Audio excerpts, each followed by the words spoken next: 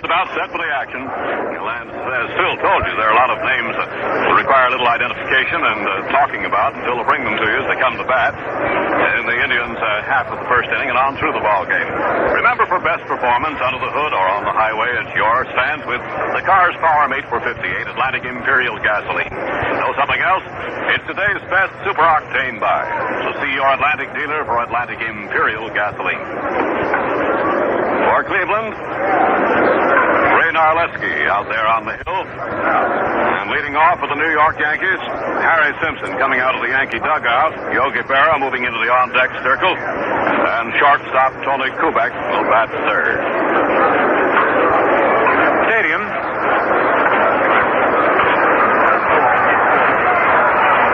Ray Narleski has won 5 and lost 3. Through the years, he's been one of the mainstays of the Cleveland Indians relief corps. But he has had to be pressed into service as a starter when such pitchers as Bob Lemon came up with a bad arm. Herb Score was injured, and Bob Lemon was put on the disabled list. Lemon was just put back on the active list yesterday. Bob has been working out, and he's ready to go. And now, as we get ready to go here in the top of the first inning, Harry Simpson stepping up, leading off for the New York Yankees. Simpson batting an even .200. Been up just 15 times with 3 base hits, 1 triple, 1 run batted in. Harry's right wrist just starting to get strong again. He had it broken in spring training.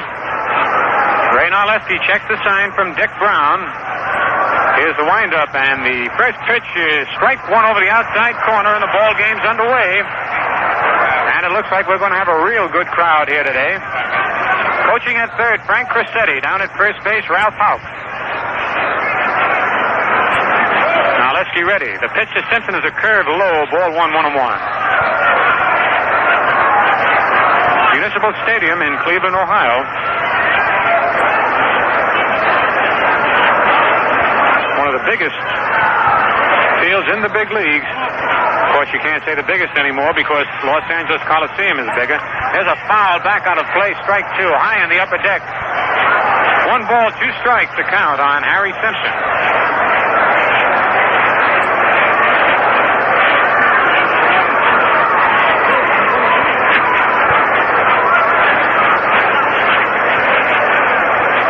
Is so tremendous they had to put a temporary fence running from left field all the way over to right field to make it possible to hit a few more home runs. We'll give you the dimensions in just a moment. 1 ball, 2 strikes to count on Harry Simpson. Narleski checking the sign from Dick Brown. Here's the windup. And the slow curve is hit over the mound. Shortstop Billy Harrell coming in up with it. Fires to first, and it's 1 away. Simpson bounces out short to first, and the batter will be Yogi Berra.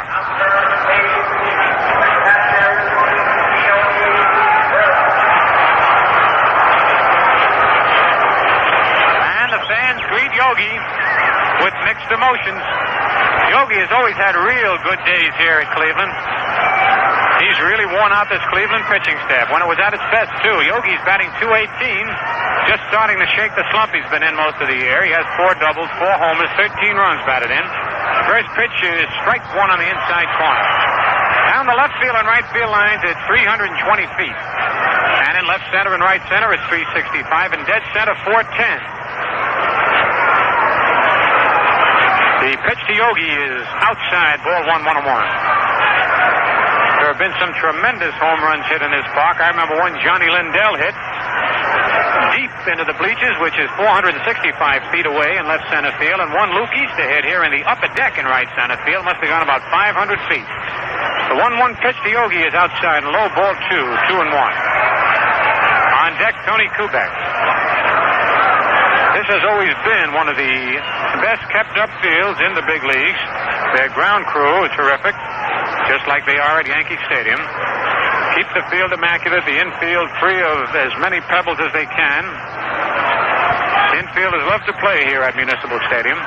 Very few bad hops. Here's the 2-1 pitch, a ground foul right of first. And almost all the ballparks now have installed these ball boys sitting down the right field and left field line, and it speeds up the game as they can chase the foul balls hit and keep the outfielders in their position. For Cleveland, they had Minoso in left, Maris in center, Colavito in right. Carrasquille at third, Harrell at short, Avila at second, Ward at first, Brown catching. Now Lesky pitching. The foul is just over our heads. And the count holds at 2-2. You're going to get some today. Be ready. 2 balls, 2 strikes the count on Yogi Berra. 1 man out here in the top of the first, no score in the ball game.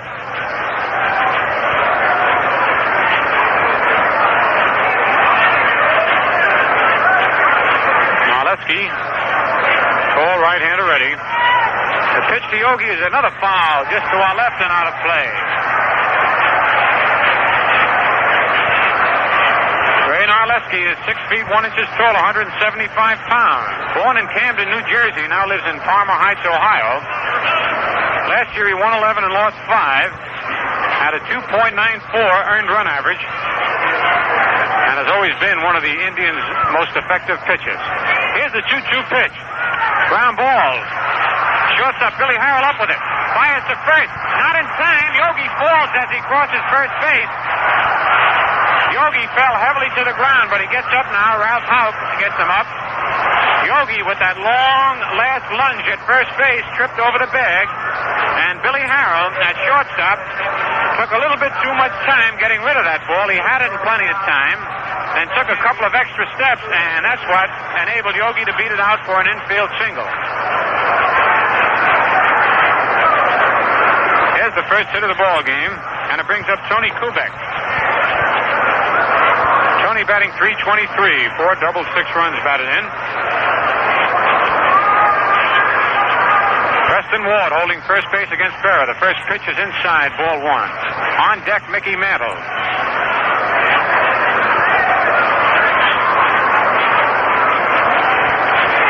Yankee dugout on the third base side, Cleveland over on the first base side.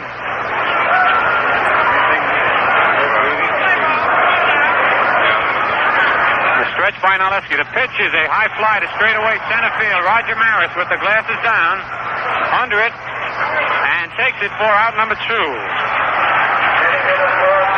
away, and here comes Mickey Mantle.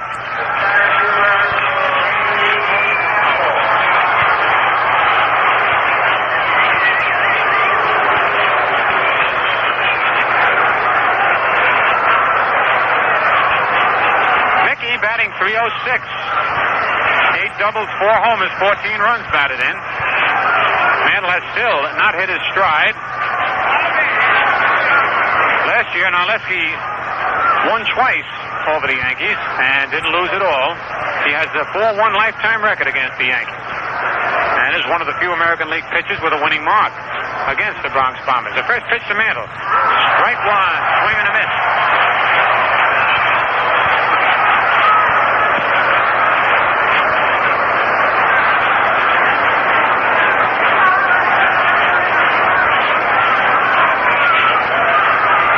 Leading off first base. Preston Ward playing in back of Yogi now with 2 away. Top of the first, no score in the ball game. The pitch to Mantle is another swing and a miss. Strike 2. Narleski put a little extra on that fastball and was up around Mickey's letters. On deck, Gil McDougal.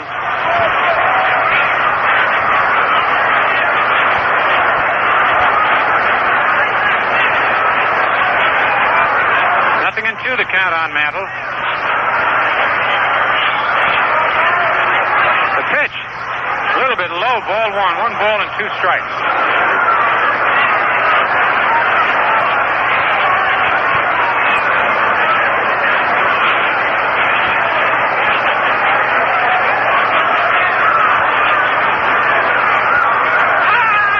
Ray Narleski cleaning off the mound a little bit, habit that most pitchers have, kicking the dirt around from one spot to another.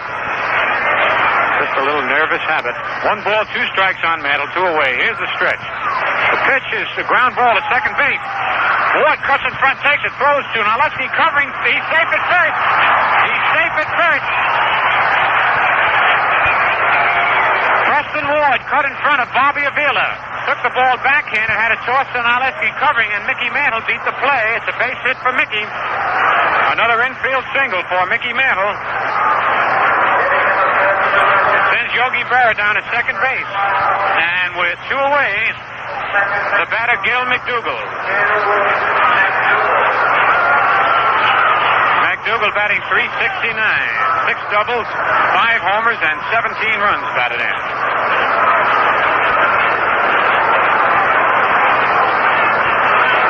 That was a tough play as Ward had a cut to his right, backhanded the ball, and had to throw back across his body to Narleski, who grabbed it with one hand and reached for the bag, but Mickey was across first. Barrett second, Mantlett first, 2 away. The stretch, the pitch to McDougall is a curve, a low, ball 1. On deck, Jerry Lumpy.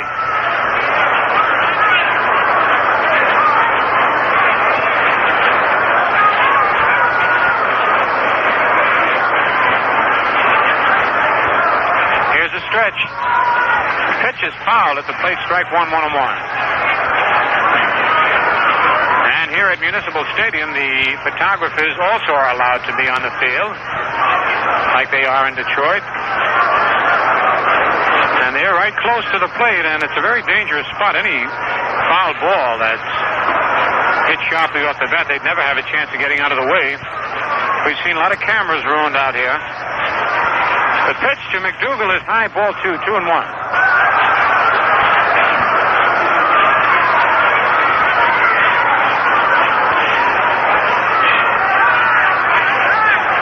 Balls, 1 strike, 2 men out. We're in the top of the first inning of this first game of a doubleheader. No score in the ball game.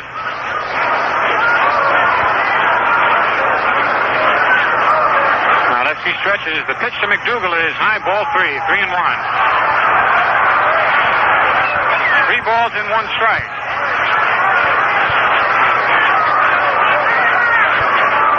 This has been a familiar pattern in the last 9 or 10 games with Berra and Mantle on base and McDougall at bat.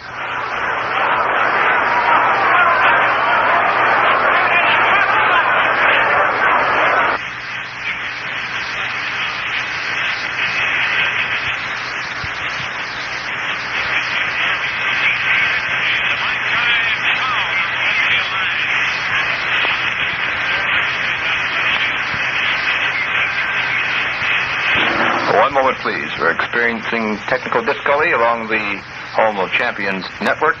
The Yankees and the Cleveland Indians out at Municipal Stadium in Cleveland. As soon as the technical difficulty is cleared up, we will rejoin the Yankees and the Indians in Cleveland.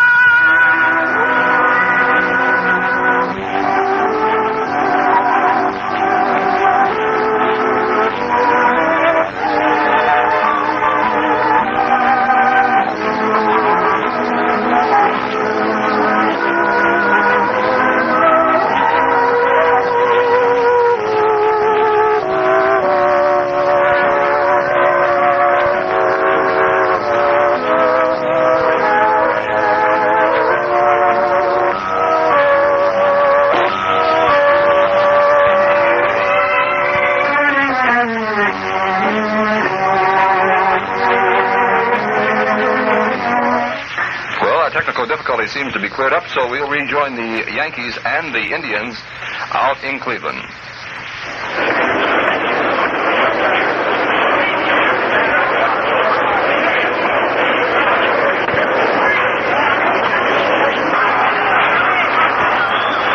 The first batter for the the Cleveland Indians will be Billy Harrell, the shortstop, and he'll be facing Whitey Ford.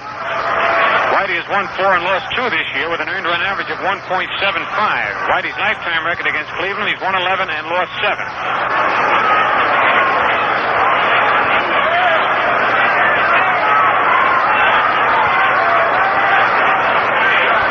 Harrell last year was with San Diego and Cleveland. Most of the year with San Diego. The first pitch is a curve. It hits Harrell on the right foot. By a pitch ball, Yogi Berra is claiming that the ball didn't hit him, and Harrell is hit by a pitch ball. And on that play, plate umpire Ed Hurley did not even ask to see if the ball had any shoe polish on it. He was so positive that the ball hit Harrell on the foot. and he's right on the play. Harrell, 6'1 1/2", 180 down at first base. The batter, Bobby Avila.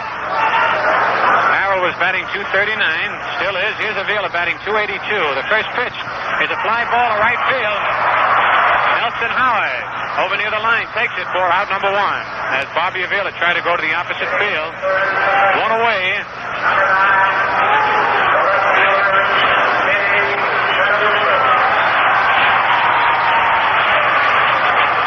And here's Minnie Minoso, who has always been a great favorite around the leagues. At Chicago, he was the darling of the White Sox fans. Here at Cleveland, he's won them over already. Minnie's batting .263, 2 doubles, 6 homers, 19 runs batted in. Whitey Ford into a stretch position. The pitch to Minoso is strike one, a curveball on the outside corner. Minnie's 5'10", 175 pounds. Born in Matanzas, Cuba. Lives in Mariano, Cuba. Last year batted .310 with 12 homers and 103 runs batted in. Mark Thornberry holding first base against Billy Harrell. Here's the stretch. Another curve high outside, ball 1-1-1. The Yankees line up with Harry Simpson in left, Mickey Mantle in center, Elston Howard in right. Jerry Lumpy at third, Tony Kubek at short, Gil McDougall at second, Mark Thornberry at first. Yogi Berra catching, Whitey Ford on the mound into a stretch position. The 1-1 pitch is a curve outside, ball 2-1. On deck, Preston Ward.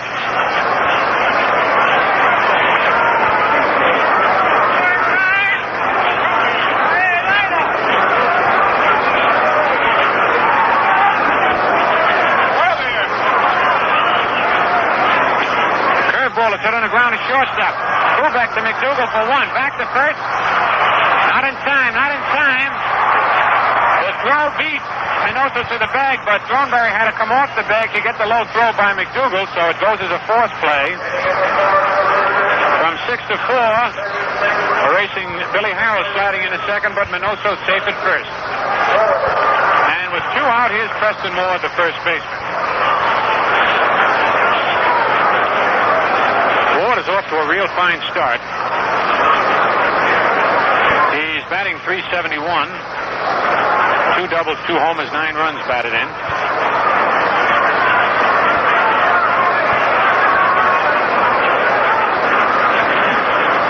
Here's a stretch by Whitey Ford. Minoso leads off first. The pitch to Ward is a fly ball. Kubek going back at shortstop, flips the glasses back under it, takes it for out number 3. For the Indians in the last of the first. No runs, no hits, no Yankee errors, 1 man left. The score at the end of 1 full inning of play. The Yankees nothing and the Indians nothing. That's springtime without long drives in the country, trips to the seashore, family picnics, vacations, and all the pleasures you get from your car. Well, there have been some days this spring that didn't look exactly like spring weather. We're hoping for better days, and they should come along, especially as we move on toward the summer season. And with increased driving ahead, your car is in for some mighty tough going, especially where the tires are concerned. Speaking of tires, here's good news for every motorist today. Right now, through May and June, your Atlantic dealer is running a big swing to safety tire sale. That's right, brand new tires, every size and every type, white walls and black, with tubes and tubeless. They're all on sale right now at every Atlantic dealer. Just stop in and have him check your tires. He's an expert, trained to look for those weak spots and to know just how good those tires are. If you need replacements, your Atlantic dealer has the right quality and size at these special swing to safety prices. Swing to safety today with your Atlantic headquarters, the friendly, reliable Atlantic dealer. Keep your car on the go.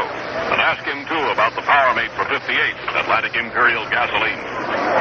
In the scoreboard, Los Angeles, Philadelphia postponed rain. San Francisco at Pittsburgh, 2 games. We'll get to the others in a moment.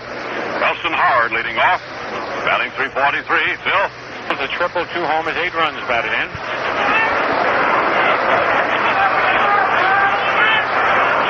Now let's get ready. The right-hander's first pitch to Howard is outside, ball 1.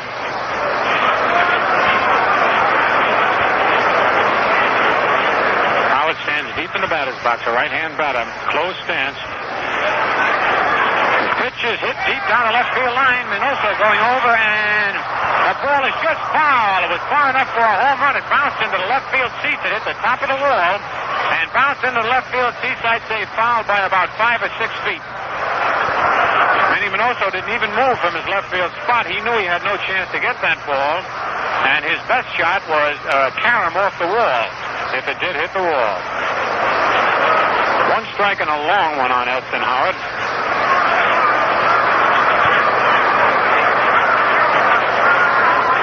Now let's get ready. The 1-1 pitch is a little bit outside, ball 2, 2-1. On deck, Marv Throneberry.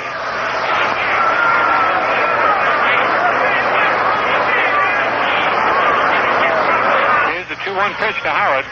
Curveball popped in the air, foul, and back of the plate. Dick Brown coming over, and Preston Ward. And Dick Brown makes the grab as he brushes lightly against the front of the wall in front of the box seats just to the right of the Indian dugout. Nice play by Dick Brown.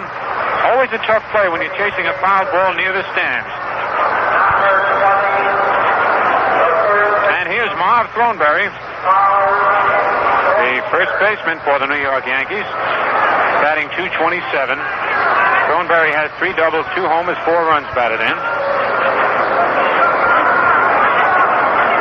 The first pitch is a changeup hit down the right field line and foul. Slow curve that Throneberry got out in front of, but hit the ball well, and he's been having a little bit of trouble with that slow stuff.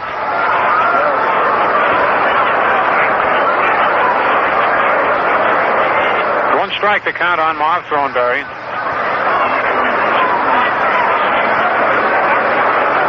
Right-hander ready, kicks, delivers a fastball, swing and a miss, strike 2.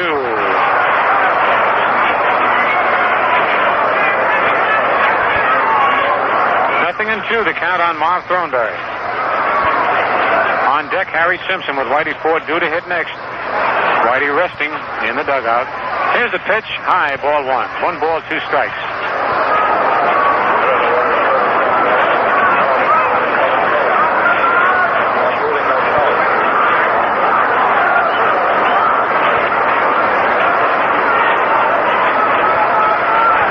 Ball, 2 strikes, 1 out. Marv Throneberry has been playing first base since the Moose, Bill Skowron, was injured at Yankee Stadium. Happy to hear Skowron coming along very well. Here's the pitch. A swing and a foul back. Out holds at 1 ball and 2 strikes.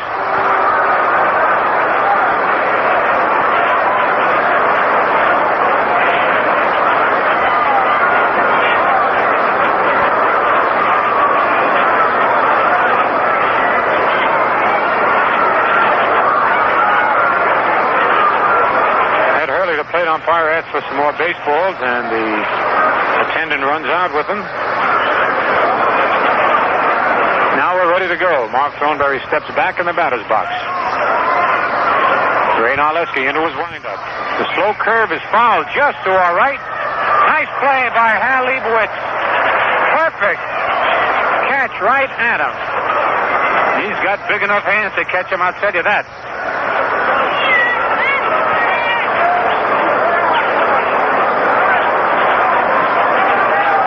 It in his pocket, and Hal's got a nice souvenir. Getting a lot of foul balls hit back here today. Here's the pitch, a foul back against the screen. Count holds at 1 ball and 2 strikes.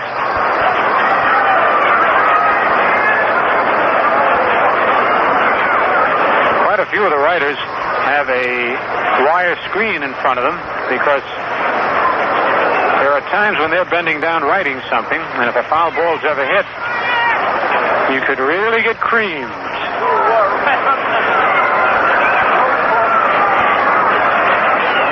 Now let's get ready again. Here's the 1 ball, 2 strike pitch to Throneberry. Swing and a miss, strike 3. First strikeout for Ray Narleski. 2 away here in the top of the second. No score in the battle, Whitey Ford. Whitey batting .125, 2 for 16. He has 1 double.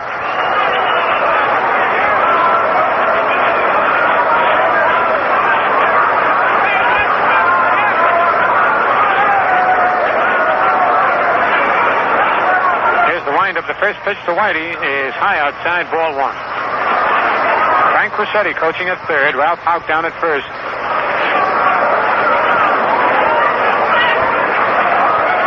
The 1-0 pitch is strike one, a fastball right down the middle. Whitey taken all the way.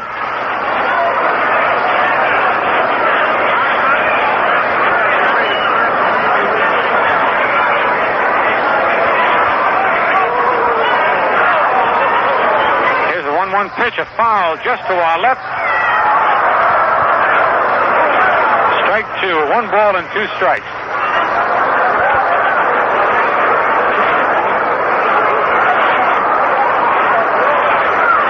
Again, Ed Hurley needs some new baseballs. There have been an awful lot of foul balls this early in the ball game.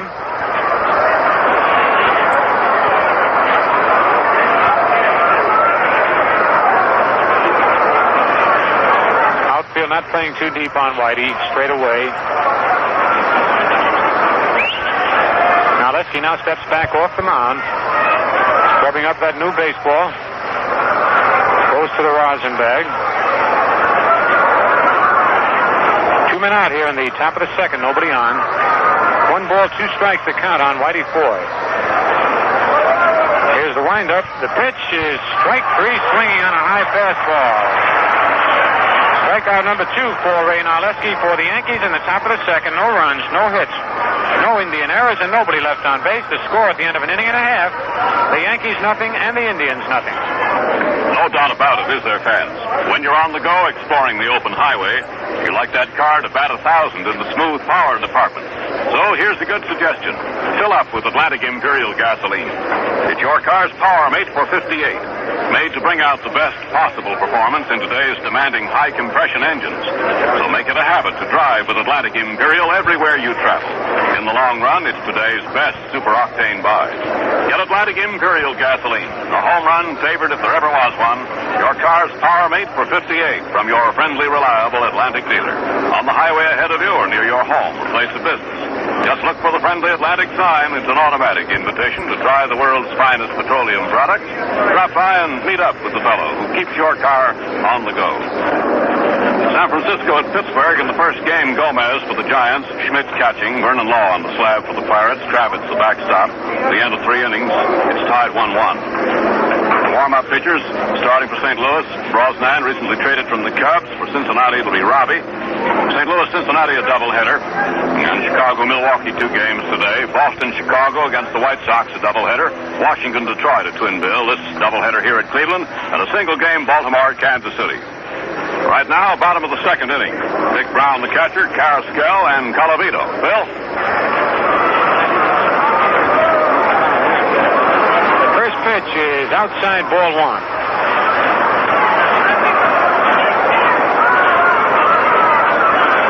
Dick Brown was with Cleveland, Omaha, and Mobile last year. The slow curve is high for ball 2.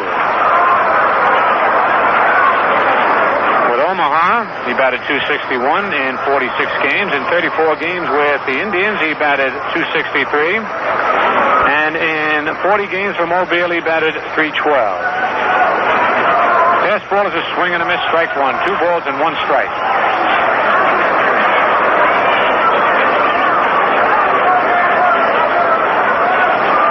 He's 24 years old from Shinston, West Virginia. 2-1 pitch. There's a curveball popped in the air and back of the mound. Gil McDougal right there, under it, and takes it for out number 1. As Whitey Ford hit young Dick Brown on the fist with a curveball. And here's Chico Carrasquel. Chico has been switched to third base as manager Bobby Bragan feels that Billy Harrow can cover a little more ground than Carrasquel is short. Chico's batting .238, 4 doubles, 2 homers, 17 runs batted. And there's a high foul over by the Indian dugout. Thornberry chasing it and makes the grab. Shying away from the wall. He backhanded the ball for out number 2. 2 away. And the batter, Rocky Colavito.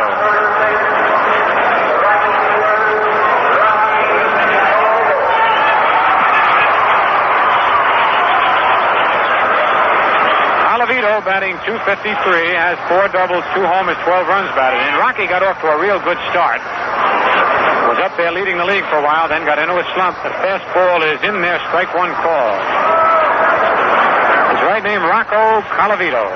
Born in the Bronx, now lives in Temple, Pennsylvania. He's 6'3", 190 pounds. Fastball is in there, strike two. 0-2 on Rocky. Rocky has tried to model his style of play with that of the great Joe DiMaggio, and as a matter of fact, he resembles Joe facially and in his build. The curveball is a swing and a miss, strike three. And so,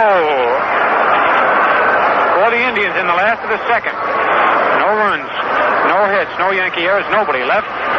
The score at the end of 2 full innings, the Yankees nothing, and the Indians nothing. It's up to the date and up to the minute. So it's up to you, fans. Fill her up today with Atlantic Imperial gasoline. Your car's power mate for 58. And as we told you, this is our first look of the season at the revamped Cleveland Indians, who have been the surprise of the league so far. The Yanks and Indians were rained out of a 3-game set at the stadium earlier this month. So you'll have your first look at such prominent newcomers as Mudcat Grant, Carroll Hardy, Gary Geiger, and others next month. And veteran Bob Lemon and Speedy Herb Score are expected back in action by then, too. So you'll be seeing Bobby Bragan's new club near full strength. The Indians, always a popular attraction in New York, will be stadium visitors the first weekend of June. The Yanks and Tribe tangle under the lights on Friday, June the 6th, a Ladies' Day game on Saturday, June 7th, and a make-up doubleheader on Sunday afternoon, June the 8th. For best choice of seats, we suggest you get your tickets as quickly as possible. The stadium advance ticket office will be open for your convenience this afternoon until 5 p.m. Any of you people out driving, stop in and let's pause for station identification. Remember your dial is at 1460 WOKO, first in Albany, New York. The Troy Buick Roundup follows this game.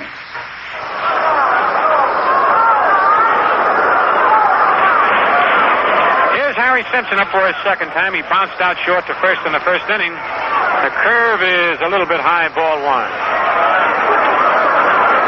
Yogi Berra on deck.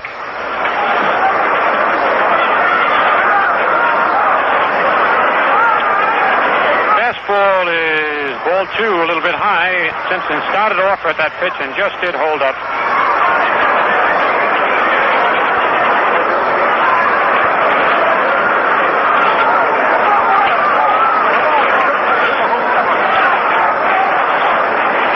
Two balls, no strikes on Harry Simpson.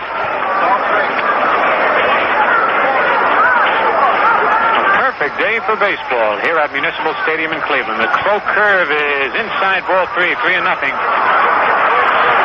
And Narleski is behind the first batter here in the top of the third. Harry Simpson, 3 balls and no strikes.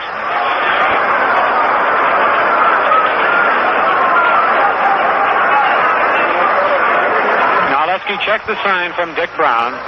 Here's the windup and the 3-0 pitch is low outside ball 4. He lost him.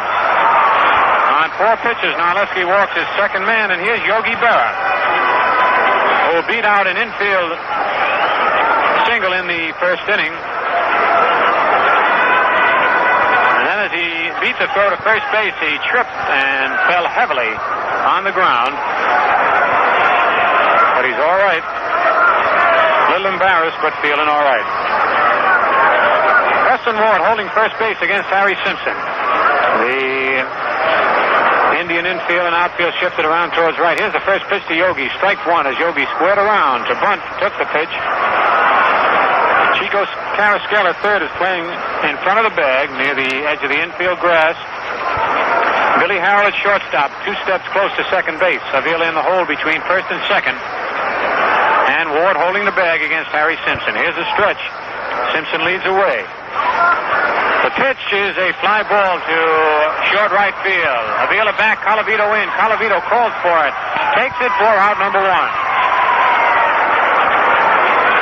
One away as Yogi pops to Colavito in short right, and here's Tony Kubek, who flied to center field in the first inning.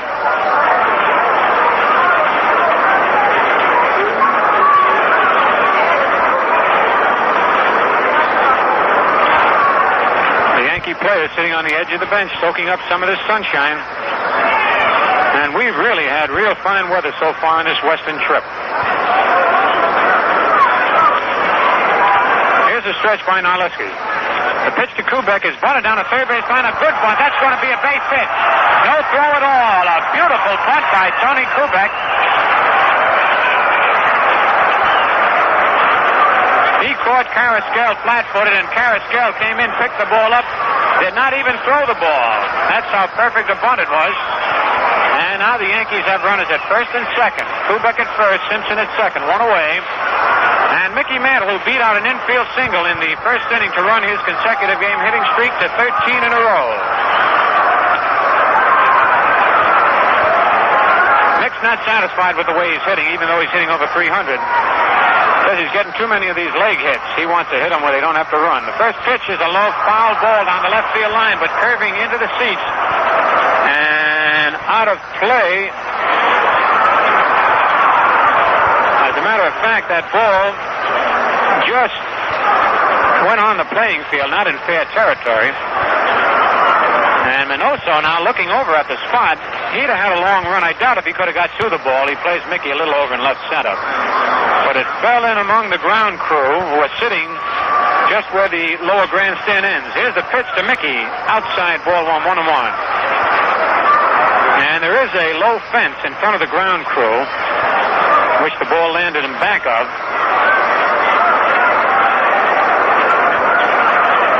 And so the wind, very little wind today, but when it gets above the stadium, there is some wind blowing, as we can see the flags.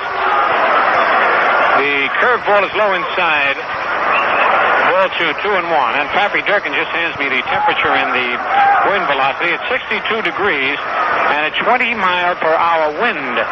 Now, of course, in their stadium, we don't feel it. We are completely covered by the stands and the walls in back of us. But above the stadium, the flags are flying, and that foul ball, when it got above the stadium, was affected by the wind. Pitch to Mickey. Outside ball 3-1.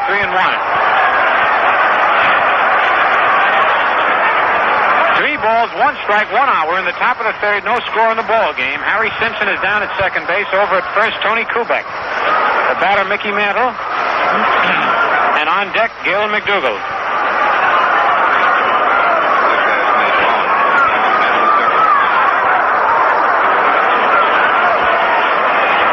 Joe Ripley just got some information on that foul ball, and I'll pass it along right after this pitch. As Narleski steps off the rubber, we can tell you now, Joe said that it is a separate box, and it is not in play. In other words, a ball hit there is not in play, even if you should catch it. The player cannot go in there to catch a ball. He can lean over the front, as you do on any foul ball, but you cannot go in and back of the seat. Okay, Joe, thank you. Here's the stretch. The 3-1 pitch is a foul out of play. This time definitely going back into the seats in the upper deck. Full count on Mantle now, 3-2. And let's see how manager Casey Stengel works this, whether he'll have the runners going on a 3-2 pitch with only 1 out, or whether he'll be playing it safe. Frank Crissetti coaching at third, gives some signs to Simpson and Kubek down at second and first. Ralph Houck over at first base. Here's the stretch. They don't go. The ball is swinging and a miss. Strike 3.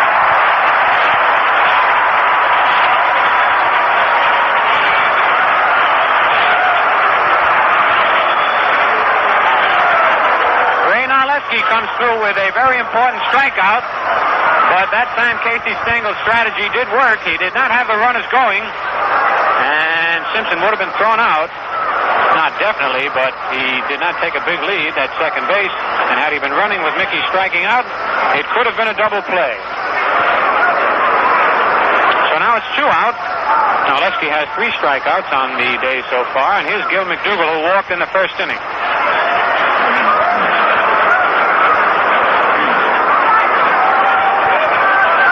He stretches. The pitch to Gale is a swing and a foul back off the chest protector of plate umpire Ed Hurley. Then ricocheted back and hit Dick Brown on the back of his head. Dick rubs his head gently. These foul balls are dangerous today. 1 strike on McDougal. On deck, Jerry Lumpy.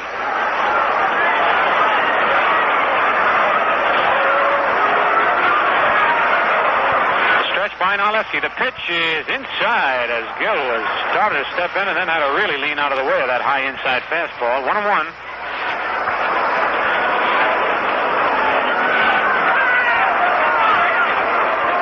The Yankee bullpen and Cleveland bullpens are deep in left center field and right center field and back of the temporary fence. There's a curve outside, ball 2, 2-1.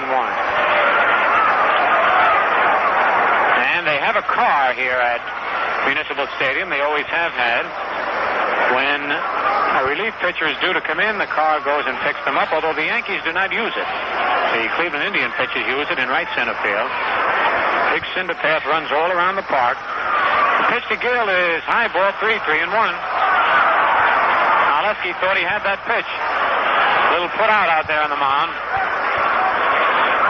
3 balls, 1 strike on McDougal. 2 out, top of the third, no score. Yankees have runners at first and second.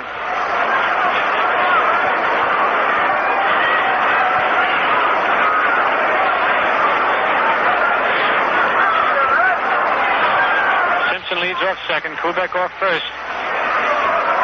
Narleski into a stretch position. The 3-1 pitch is high ball 4. He lost him. And the bases are loaded.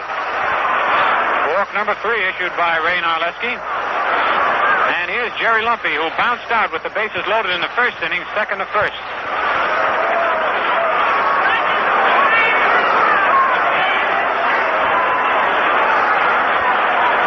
On deck, Elston Howard.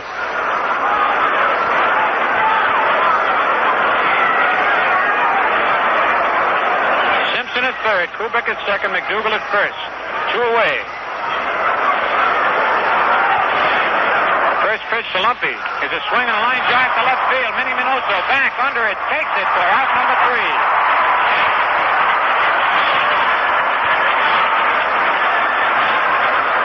And for the Yankees in the top of the third, no runs, 1 hit, no Indian errors, and 3 men left on base.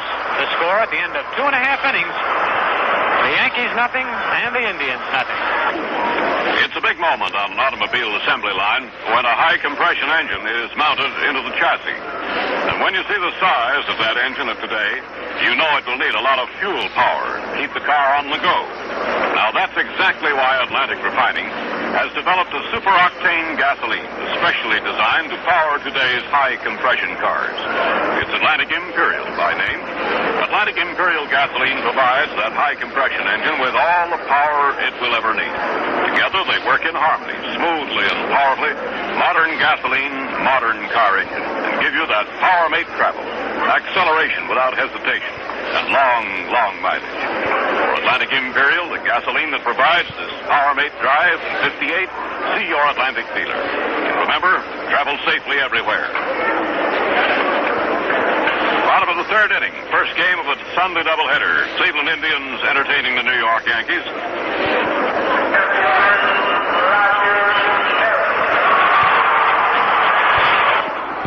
The game continues. Lefty due to hit next. Curveball is fouled at the plate as he tried to check his swing. The ball just hit the end of his bat. 1-1. Maris is 6 feet tall, 197 pounds. From Hibbings, Minnesota. Now lives in Fargo, North Dakota.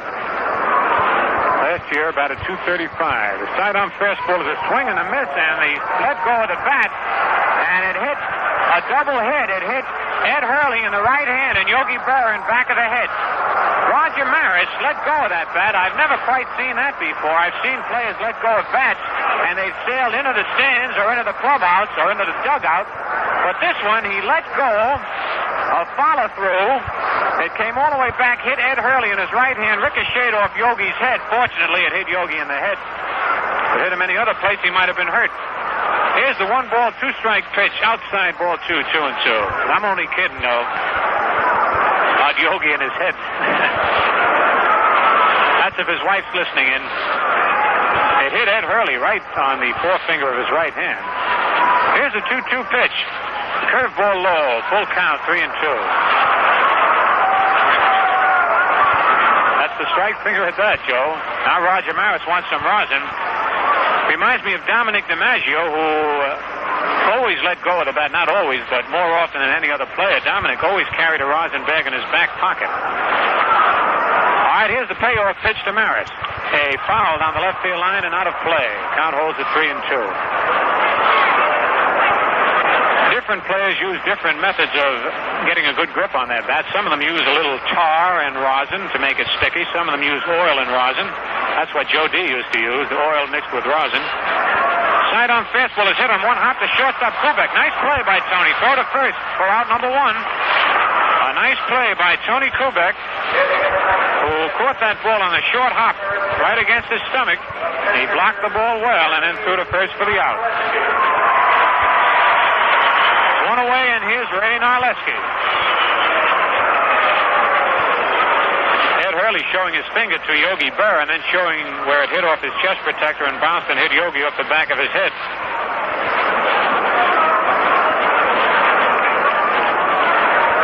One man out here in the last of the third, no score. Nothing in the ball game. Narleski, right-hand hitter, takes a curve in there, strike one. Narleski is batting .059. He's 1 for 17. Another curve is hit slowly down to third. Jerry Lumpy on one big hop takes it. Fires to first. That's out number 2. 2 away, and the bat of Billy Harrell, who was hit by a pitch ball on his right foot in the first inning.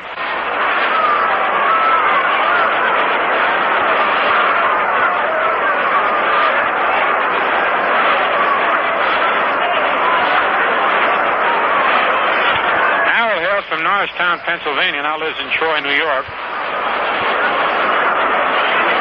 Right-hand hitter. First pitch by Whitey Ford is a curve. Strike one on the outside corner. On deck, Bobby Avila.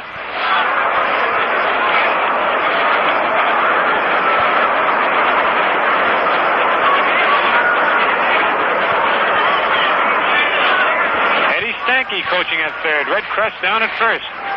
Curveball is strike 2. He started to swing, checked it, but he went far enough.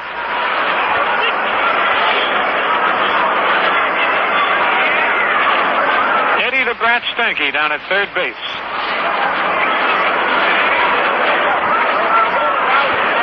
Here's the 2-strike pitch to Harrell. Low, ball 1, 1 ball, 2 strikes.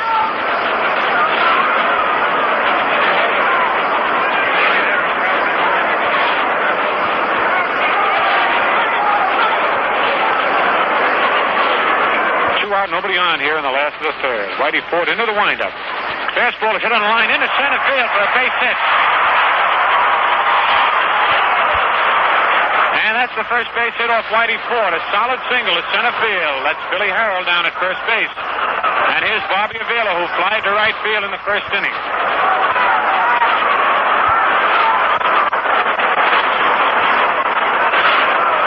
Roberto Francisco Avila, born at Veracruz, Mexico.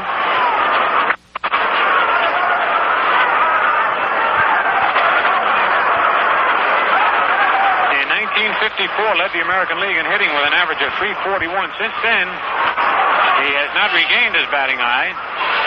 Right-hand batter wearing a golf glove on his left hand. Takes a curve high outside, ball 1. Lots of players have been doing that now, wearing golf gloves on their right hand, hitter their left hand, a left hand hitter their right hand. Keeps them from getting these big calluses, and also if they have a tender hand, absorbs some of the shock. Pitch to Bobby is a curve hit foul down the third base line, just foul. Little ball boy kicks the ball around a little bit down the left field line. 1 ball, 1 strike. That's a big thrill for these youngsters to be ball boys at any big league park. They have a regular Cleveland uniform on. Sit on a little stool down the right field corner and left field corner. Here's the 1-1 pitch.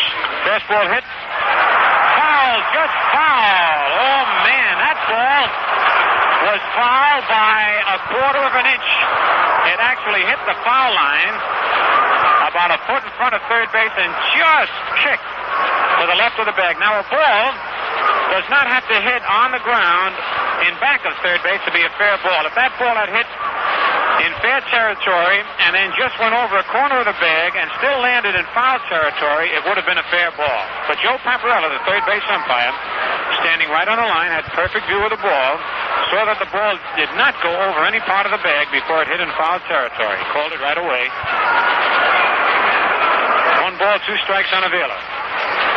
Ford stretches. Harrell leads off first. There goes the runner. The pitch is swung at and missed. Strike 3. And that Harrell can go down that line. It's a strikeout. Strikeout number 2 for Whitey Ford for the Indians in the last of the third. No runs, 1 hit, no Yankee errors, 1 man left. The score at the end of 3 full innings, the Yankees nothing and the Indians nothing. And let's take another look at the scoreboard. All the other games start later in the American League. Washington at Detroit, a doubleheader. Baltimore at Kansas City, a single game. And Boston at Chicago, a doubleheader. They start just a little bit later on. In the National League, St. Louis at Cincinnati in the first of 2, 0-0 at the end of 1. Brosnan against Robbie. Chicago at Milwaukee, a doubleheader. The starting pitchers in the first game, Phillips against Trowbridge. Trowbridge, Phillips, a former Brave, now with the Cubs. LA at Philadelphia have not started, and San Francisco at Pittsburgh at the end of 4. Pittsburgh 2, the Giants 1. Gomez against Law.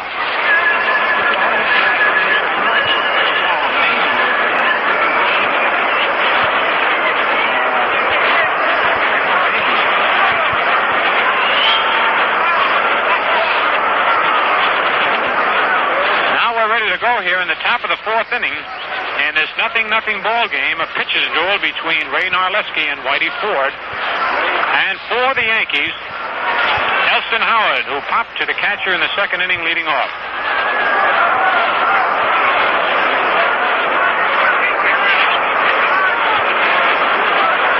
First pitch to Howard is inside, ball 1.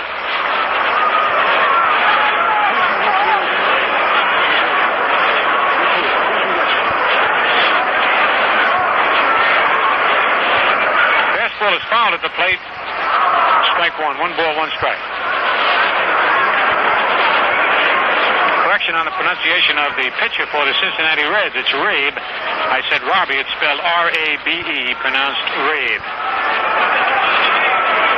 That was courtesy of Till Ferdenzi of the Journal-American. There's a foul in the upper deck.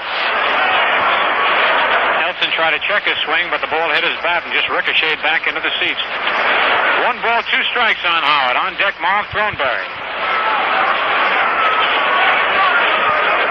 The Yankees and the Indians here at Big Municipal Stadium in Cleveland, Ohio. Right off Lake Erie, the lake right in back of us. There's a curveball just outside ball 2, 2-2. One of the reasons this is such unusual weather, being so close to the lake at this time of the year, we usually get real cold weather. But it is a beautiful day here at Municipal Stadium. Here's a 2-2 pitch. Another foul back. Count holds at 2-2.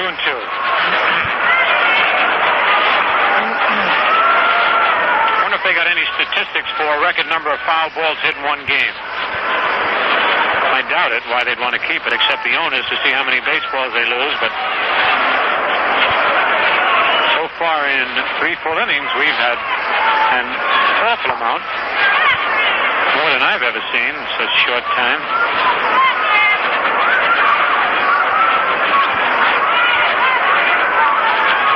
Ray Narleski ready now. The pitch to Howard is a grind ball, a high hop, a Harrell coming in at short. The big hop throws to first in time for the out. That was a nice play by Billy Harrell. It was a high Baltimore chop that Harrell had to come charging in on the dead run, pick it up, and fire to first. Just did nip. Elston Howard won away. Here's Mark Throneberry, who struck out in the 2nd inning.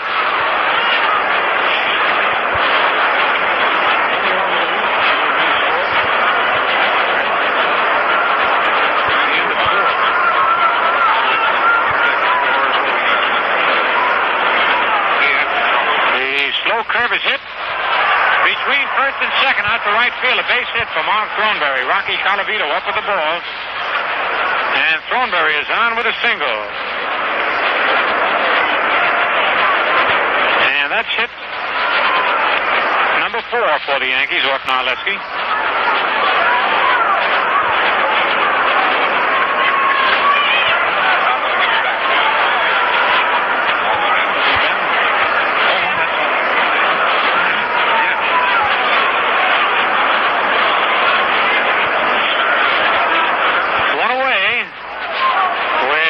Thornberry at first base, and the batter Whitey Ford, and now they're looking into the Yankee dugout as Casey Stengel jumped up on the top step and hollered something.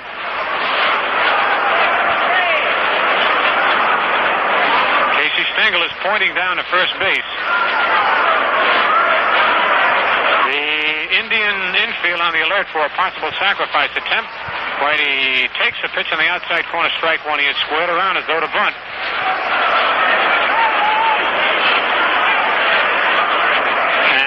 Taking something that was Ralph Houck had. It could be Harry Simpson's glasses. That's just what it is. Simpson, when he gets on base, gives his glasses to Houck, and he forgot to retrieve them the last time after he had gone out to the outfield. And so Harry doesn't want to go up there at a disadvantage. He sees better with the glasses, and you got to take all the breaks you can get. All right, the runner leads away at first. Whitey swings at the ball, sends a base hit between third and short. Thornberry holds it second, and Whitey's safe at first on a crossed-up base hit. Let me tell you what happened there. Chico Carrasquel was charging in at third. Billy Harrell at short was coming in at the edge of the infield grass, and Whitey faked a bunt and then just punched the ball. What Casey Stengel calls a butcher boy swing between third and short out to left field for a base hit. And the Yankee pitchers have really been crossing up the opposition this year. That's about the fourth or fifth time that Casey has let the pitcher hit away when a bunt seemed to be in order. And now the Yankees have runners at first and second with one away here in the top of the fourth, and the batter Harry Simpson. Harry bounced out short to first and walked. The stretch by Narleski. The pitch to Simpson is strike one, a slider on the outside corner. On deck, Yogi Berra.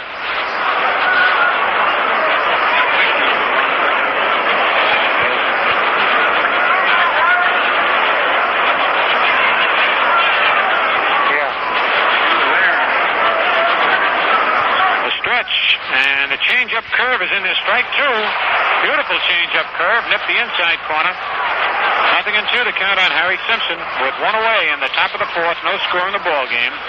Marv Thornberry down at second base. Whitey Ford at first. You can tell it's a beautiful day. Whitey didn't even ask for his jacket to put on. The stretch, the two-strike pitch is swing and a miss. Strike three. And I want to tell you, you can see Narleski, when he's in trouble, put that little extra on that fastball. Man, he really fires it. That's strikeout number 4 for Narleski. And it brings up Yogi Berra, who beat out an infield single in the first inning and fly to right in the third. 2 away now with runners at first and second.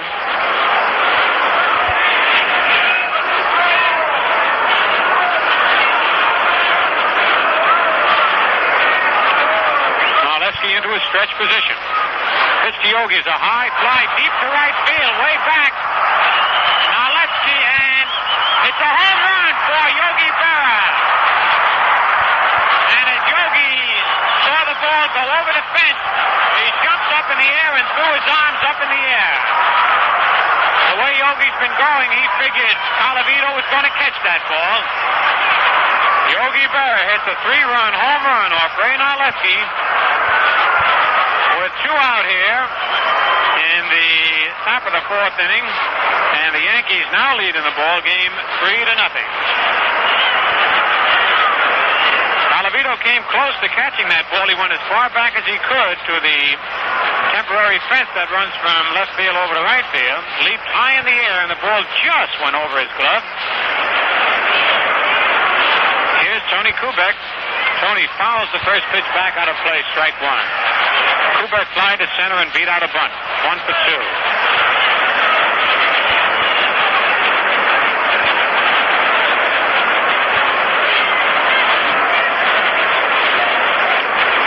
Frank Rossetti runs in at third, picks up an orange that fell down on the field.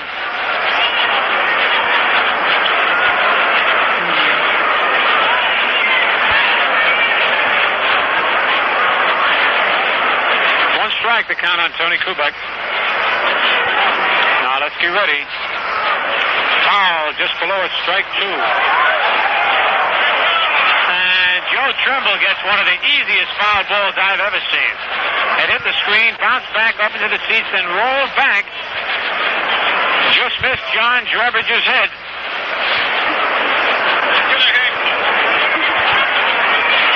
Two-strike pitch inside, ball 1. 1 ball, 2 strikes.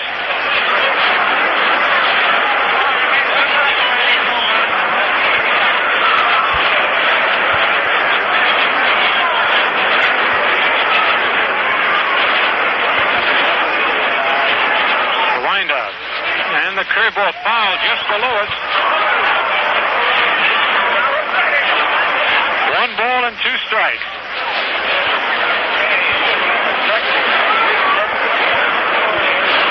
Yeah, they're shooting at us today, I tell you. Foul balls are coming back hot and heavy. Another supply for plate umpire Ed Hurley. 1 ball and 2 strikes.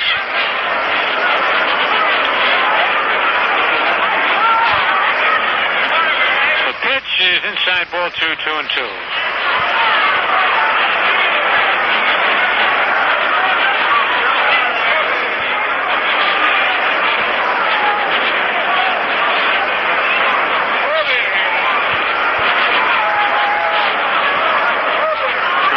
Checking the sign from Dick Brown.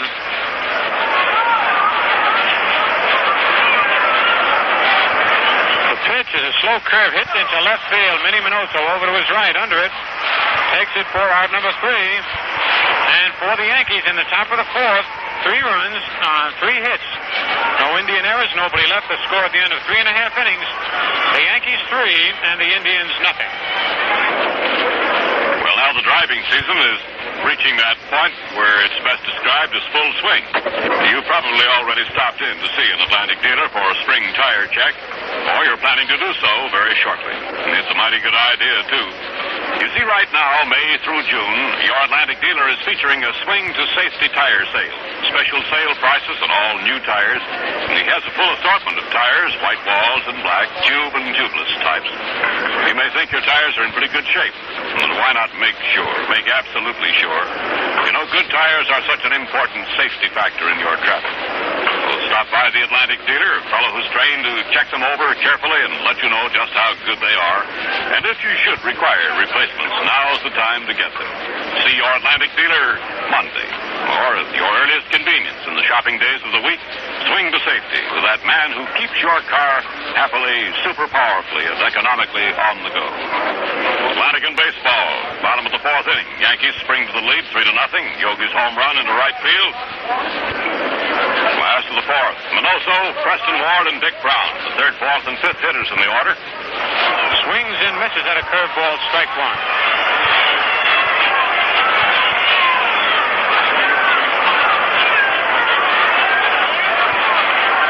Minoso with that open stance of his right foot almost in back of home plate.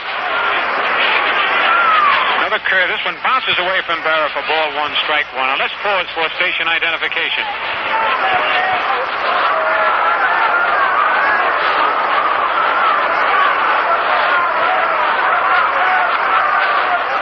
All Yankee baseball games are brought to you by Valentine Beer and Ale and Atlantic Gasoline exclusively in the Capital District over WOKO 1460 on the dial.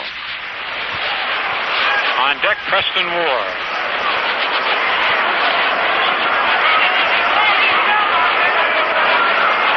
The 2-1 pitch, a slow curve hit in left field, a line drive base hit. Harry Simpson on one hop grabs it. As Minnie Minoso took that high, slow curve right in his eyes and lined it into left field. Hit number 2 of Whitey Ford, and here's Preston Ward, who popped to short in the 1st inning.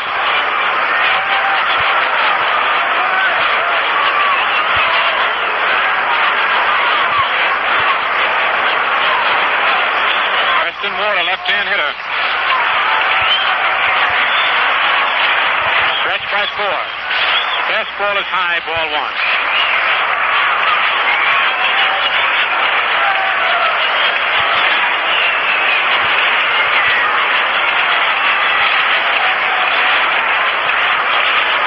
Minoso first. Side on fastball hit on the ground.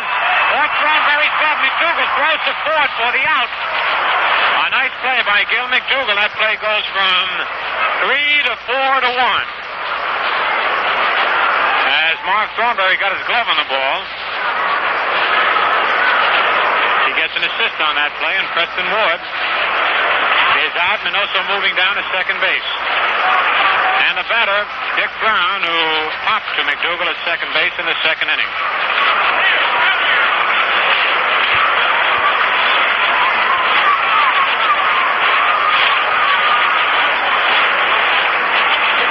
Dick Brown, a right-hand batter. Slightly open stance, not as much as Minoso, but with his left foot back from his right foot, sort of facing the pitcher. Curve is inside ball one. McDougal has given many a hard time down at second, running him back. Minoso's a real good base runner.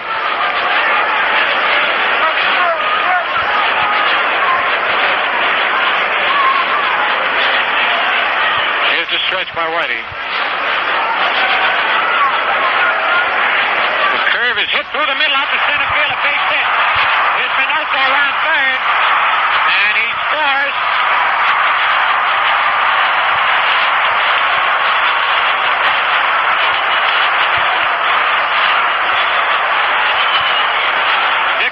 Single up the middle out to center field, scoring Manny Minoso from second base. It's now a 3-1 ball game in favor of the Yankees. And with one away, Dick Brown at first. Here's Chico Carrasquel, who popped to first base in the second inning.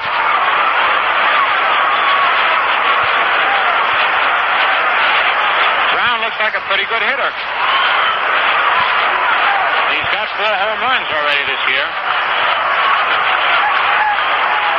Mr. Chico is hit off Ford's leg, and it's a base hit for Chico Carrasquel.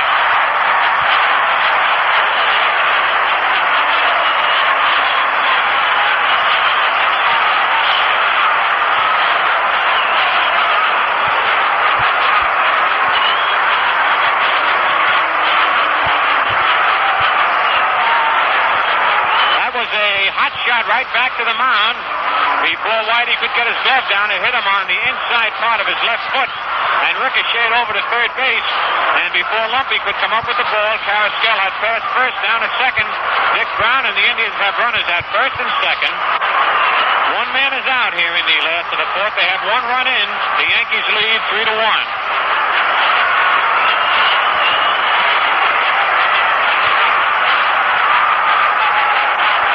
Colavito, the boy from the Bronx. He's got a lot of power. Curveball is outside and high ball line.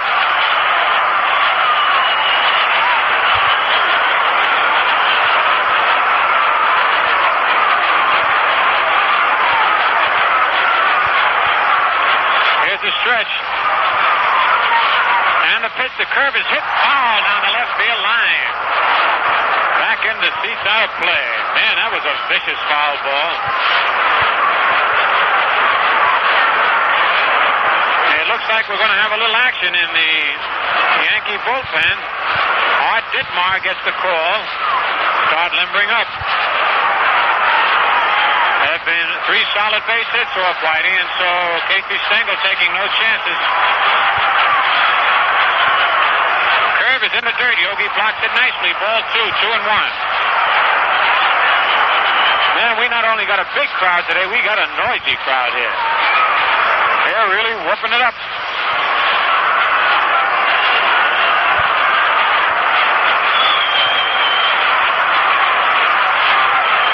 Ford stretches. The 2-1 pitch. Slow curve hit. Off to the right of the mound. This is going to be trouble. McDougal up with it. Throws to first in time to get Colavito. A nice play.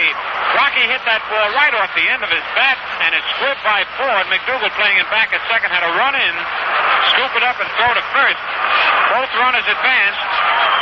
There are men at second and third. With 2 out in the batter, Roger Maris.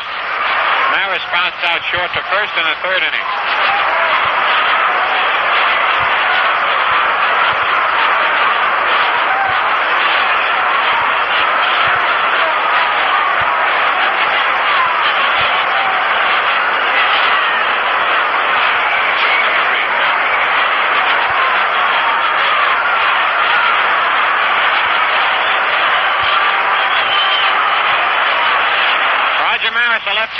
Whitey Ford on the mound into his windup. And the curveball is strike one as Maris stepped out of the way of the curve and it broke over.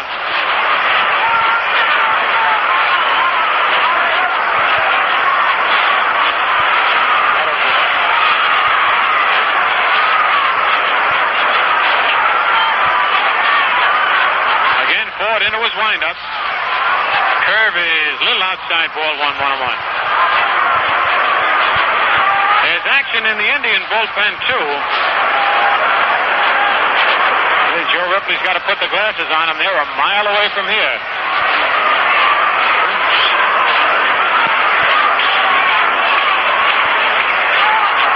Here's the windup. Sidearm curve is low outside, ball 2-1. Grant and Ferresi warming up. Grant the right-hander, Ferresi the left-hander.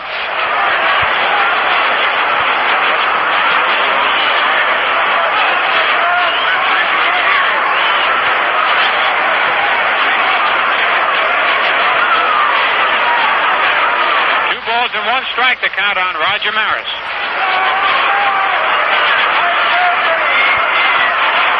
Here's a 2-1 pitch. Low outside, ball 3-1.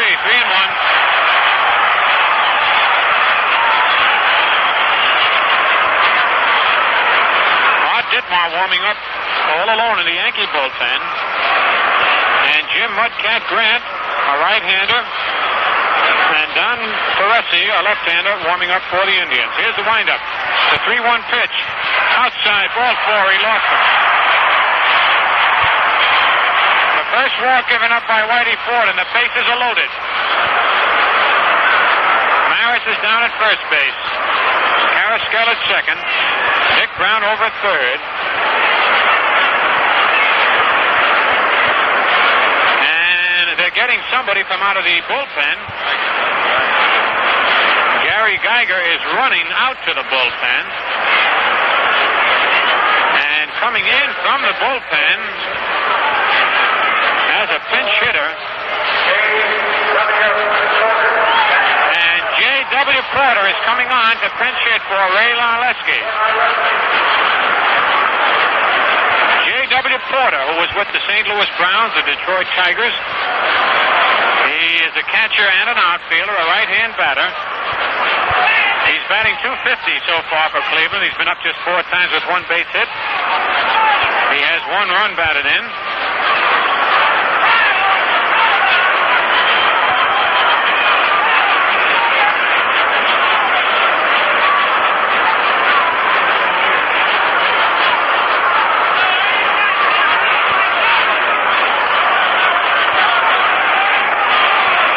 J.W. Porter, a right-hand hitter. Comes on a pinch hit for Ray Narleski. And for Narleski, he went 4 innings, giving up 6 hits, walked 3, struck out 4, and allowed 3 runs. So here's Porter digging in with the bases loaded. And 2 out. The Yankees leading 3-1 here in the last of the 4th. Curve is hit on the ground and shot. 2 back to McDougal for out number 3. For the Indians in the last of the 4th, 1 run on 3 base hits, no Yankee errors, 3 men left to score at the end of 4. The Yankees 3, the Indians 1, and now Joe Ripley. Okay, Phil, let's run down the scores in the American League first. The single game, Baltimore, Kansas City, has not yet got underway. Boston at Chicago, a doubleheader. First game, it'll be Bauman against Donovan. 2 games in Detroit, Washington and Detroit. The first game, Kemmerer against Bunning, no score there yet. In the National League, St. Louis plays a doubleheader at Cincinnati. And in the first game, at the end of an inning and a half, the score St. Louis 2, Cincinnati nothing. Brosnan and Rave. The pitchers. Chicago at Milwaukee, playing 2 games. First game, batteries Phillips for Chicago and Trowbridge for Milwaukee. The Dodgers play at Philadelphia, nothing there yet. And San Francisco plays a doubleheader at Pittsburgh. In the first game, at the end of 5 full innings, it's all tied up 2-2. Gomez going for San Francisco and Law going for Pittsburgh.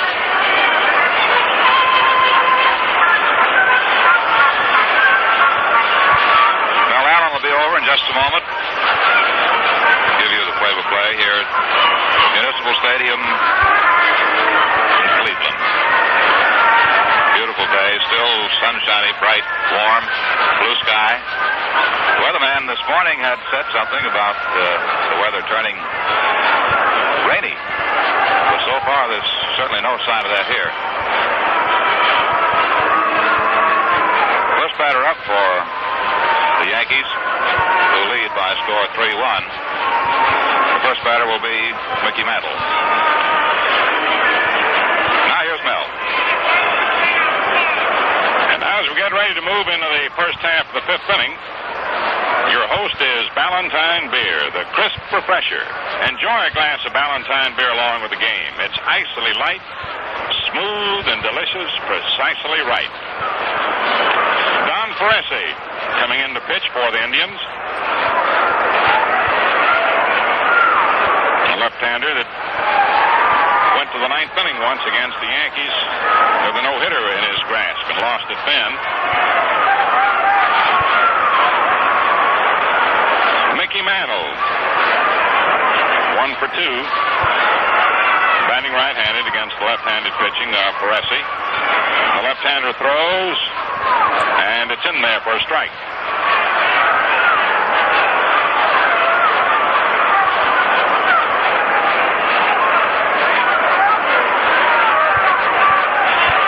In comes the next pitch, and it's over. Strike 2.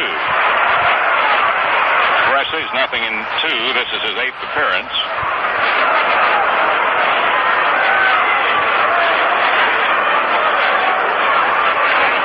No balls, 2 strikes, and the pitch. Swung on and missed. Strike 3.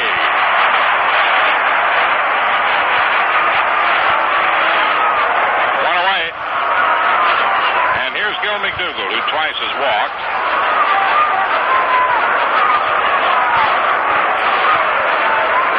Lumpy to follow.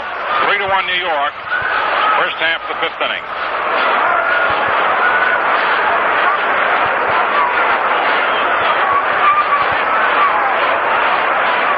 Don Ferresi delivers. McDougall takes it inside. Ball 1.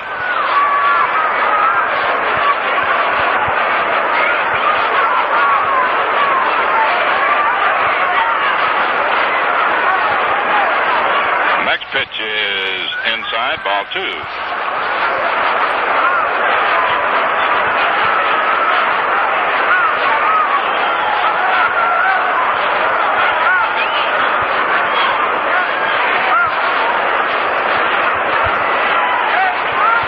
The 2-0 pitch to Gill. Right over, strike 1. Ray Narleski worked the first 4 innings, allowed 6 hits and 3 runs. Walked 3 and struck out 4.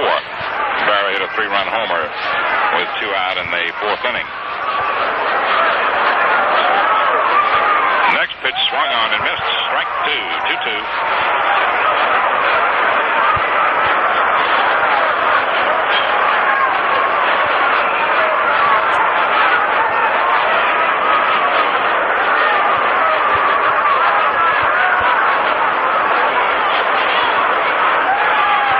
Pitch. Ball 3 inside.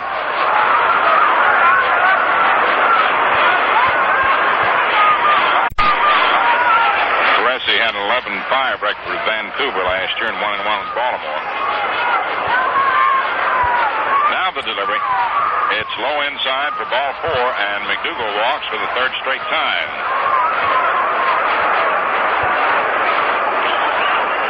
To the plate comes Jerry Lumpy, who grounded to second and lined to left.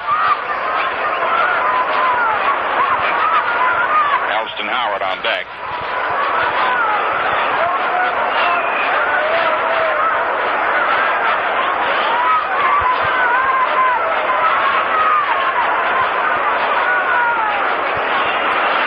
The delivery to Jerry swung on. It's a high fly ball to center.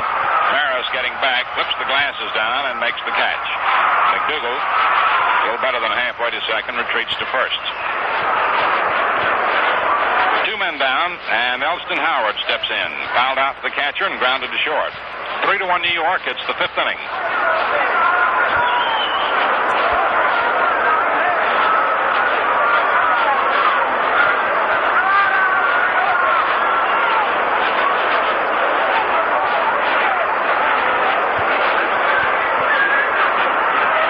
checks with Dick Brown. The pitch is a little outside, ball one.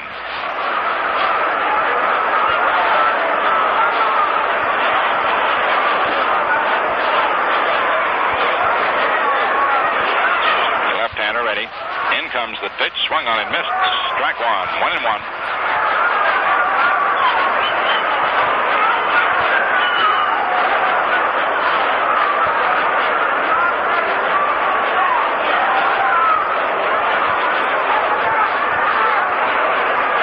Pitch is over the inside corner. Strike two, 1-2.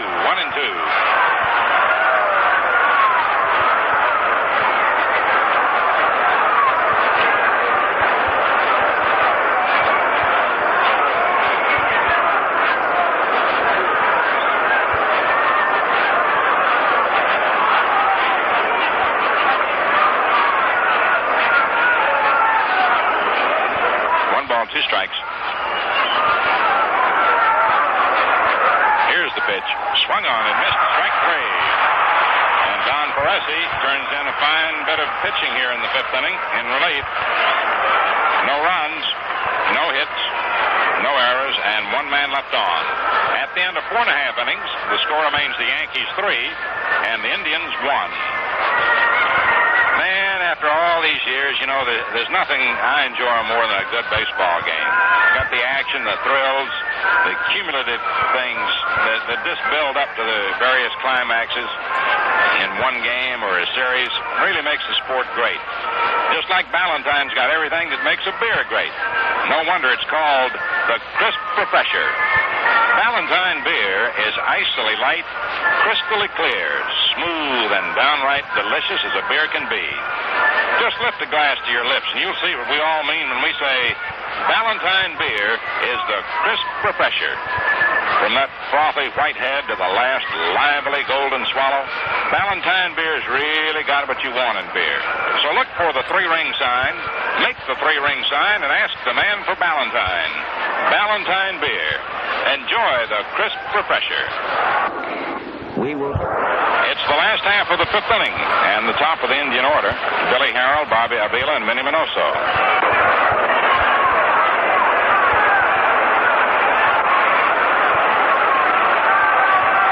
Harrell's at 1 for 1. The pitch is outside, ball one. Bluff to bunt to bring Lumpy in a little. Forward into the windup, and the pitch is low, ball two. Whitey has not been too sharp today.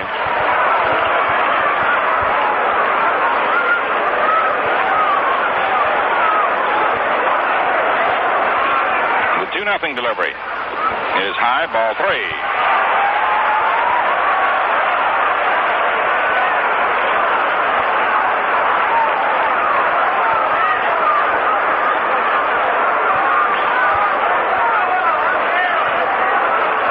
The 3-0 pitch, inside, ball four. Harrell walks. And now to the plate comes Bobby Avila, who flied to right and struck out.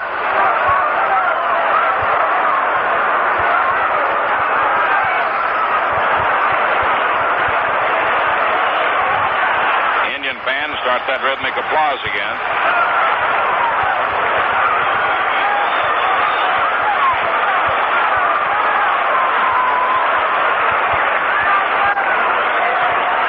Whitey Ford ready. And the pitch. It's high, ball one. Whitey's fighting out there to regain his control touch.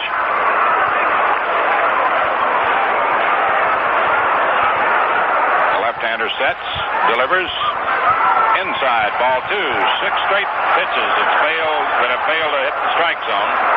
And now Jim Turner signals to the bullpen for Art Ditmar to get up again.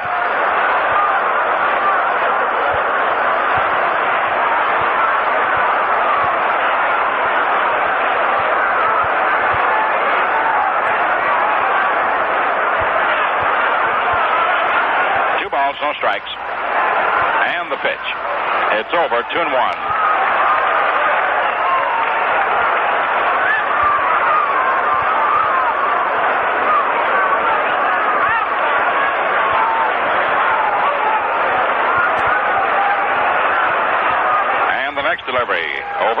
2-2.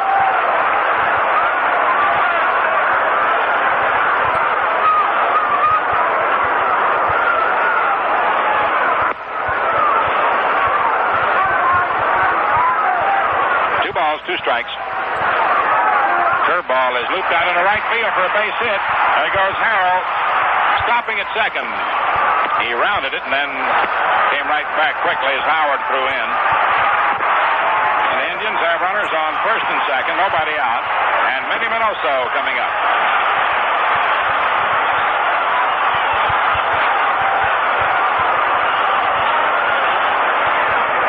Art Ditmar warming up for the Yankees. Preston Ward's on deck.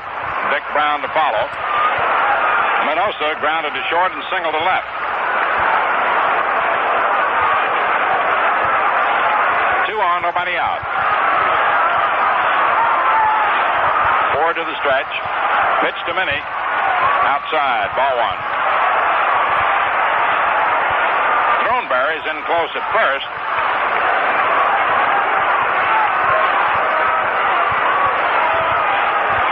Here's the delivery, and it's in there for a strike, 1-1. Now Minoso has another look at Eddie Stanky. The take was on the last pitch. 1 ball, 1 strike.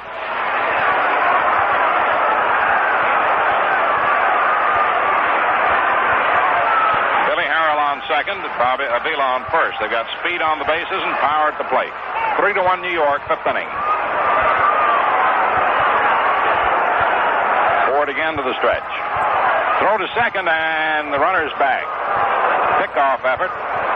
Whitey just whirled and threw to the bag. McDougall jumped over and grabbed it. He was deployed over toward the bag with a full hitter up. Again, the stretch by Ford. Here's the pitch. Swung on and fouled back out of play. Strike 2.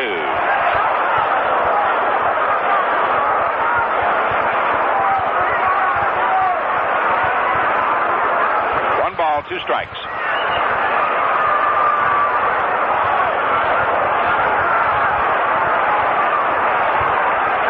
Casey backs Throneberry up now.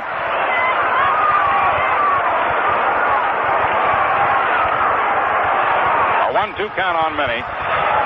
Ford into the stretch and the pitch. Swung on, hit foul down the first baseline. Count remains 1-2.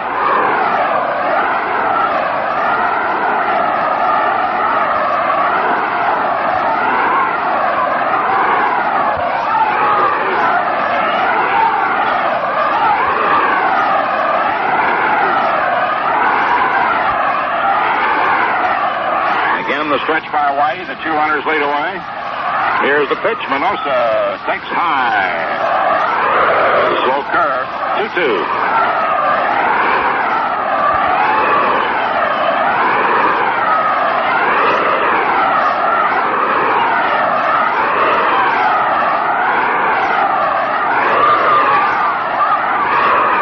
The stretch by Ford. Here's the delivery. Swung on, so pop up to third. And the infield fly rule is called. The batter's automatically out. The umpires had to delay a little bit on the call because it's so close to the line. It must be a fair ball for the infield fly rule to be invoked. If it's a foul prompt,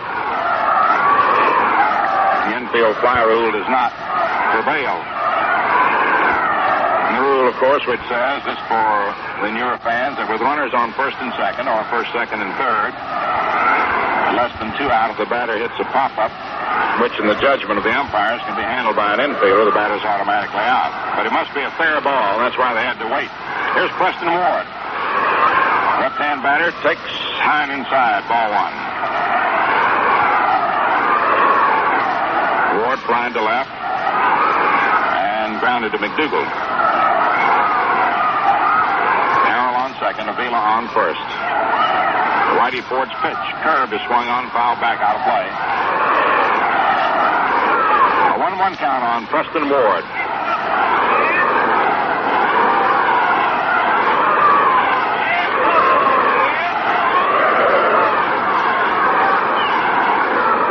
One ball, 1 strike. Ford to the stretch, a look around. the pitch. Outside, ball 2, 2-1.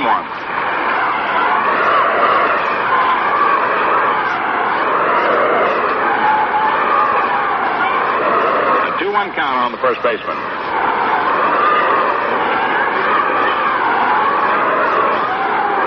Ford again to his stretch. You look around the 2 runners and the pitch. Swung on, a looping foul off third, and it's out of play. A 2-2 count.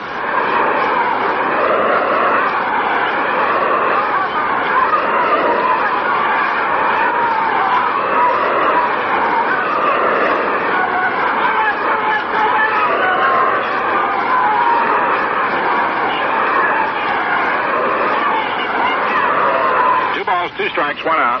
Harrell leads off second. Avila off first. Whitey Ford pitches. Preston Ward swings and misses. Strike 3. 2 men out. And Dick Brown coming up. He's at 1 for 2. He's a good hitter. A 6'2", 175-pounder. 23 years old. From Herb Score's hometown, Lake Worth, Florida.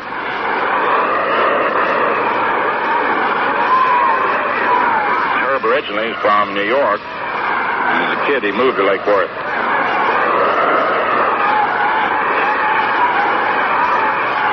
Three to 1 New York, 2 out, 2 on.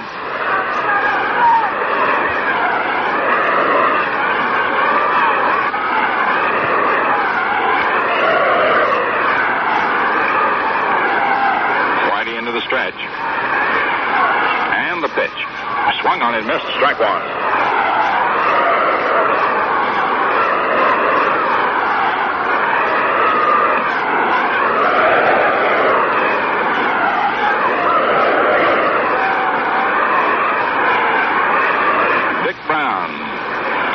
Harrell on second, Avila on first.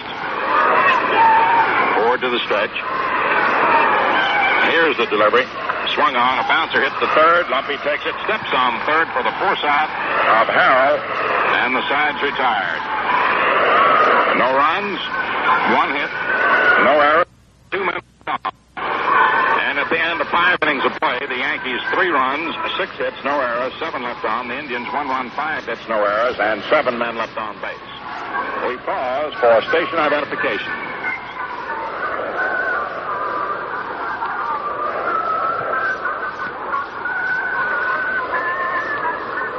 All Yankee football games brought to you by Valentine Beer and Ale and the Atlantic Gasoline exclusively in the Capital District. Over WOKO, 1460 on the dial, first in Albany, New York. 5 minutes after 3.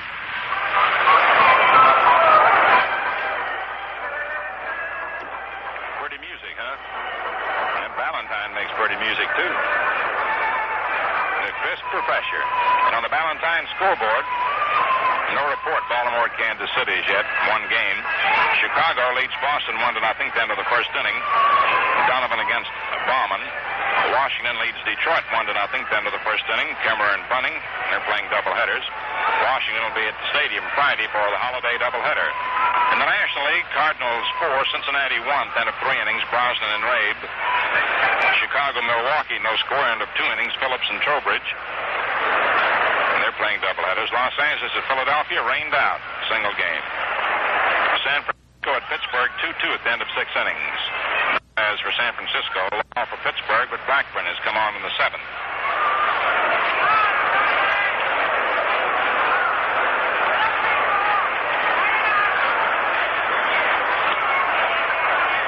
As we move into the 6th inning, Marv Throneberry hitting 8th in the orders, first up, Whitey Ford to follow, and then Harry Simpson, who's in the leadoff spot.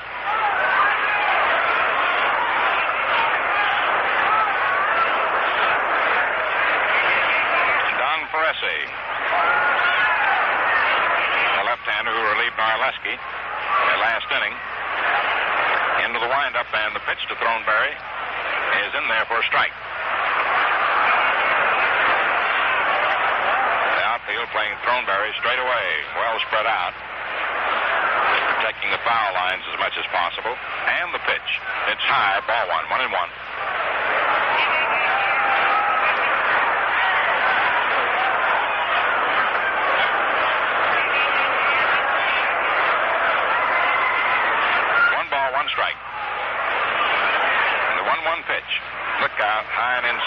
away from Brown to the screen. A 2-1 count on Throneberry.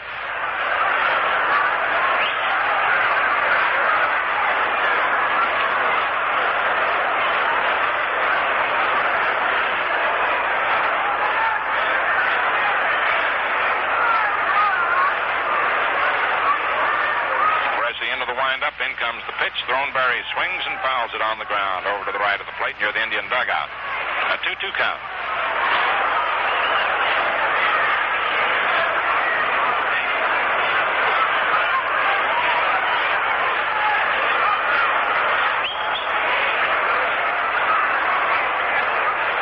Two balls, two strikes. Baresi pitches and Throneberry takes it outside into the dirt. Ball bounces back to the screen. 3-2.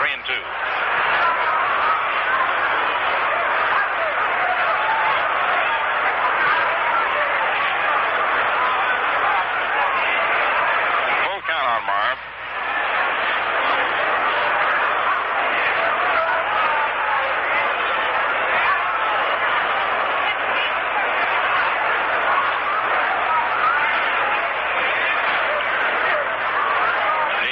Cleveland won, sixth inning. 3 balls, 2 strikes. Don Baresi checking with Dick Brown. Swings to the windup. Round comes the left arm. The pitch is inside for ball 4. Throneberry walks.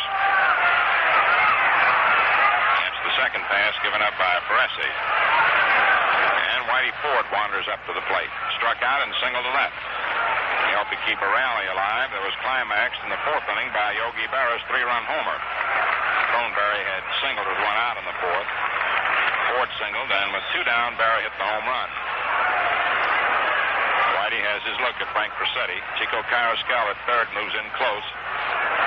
Preston Ward holding against Throneberry. Baresi pitches. Ford takes it inside for a ball. He almost offered at it.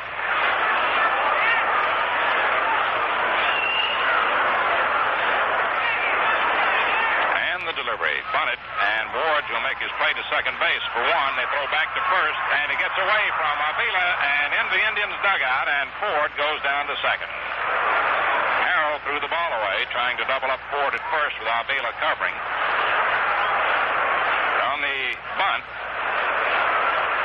the attempted sacrifice, it resulted in a force out at second of Throneberry. Ward to Harrell, whose throw then to Avila, covering to try and double Ford, was low, bounded by Avila and in the Indian dugout, and the ground rule prevailed, and Ford was motioned on to second. Here's Harry Simpson, who grounded to short, walked, and struck out. Baresi to the stretch, the pitch to Simpson, high and inside. So the effect of the attempted sacrifice actually took place, but with Ford on second instead of Throneberry. They'd rather have had Ford in the dugout resting. They delivered to Simpson. Inside, ball 2.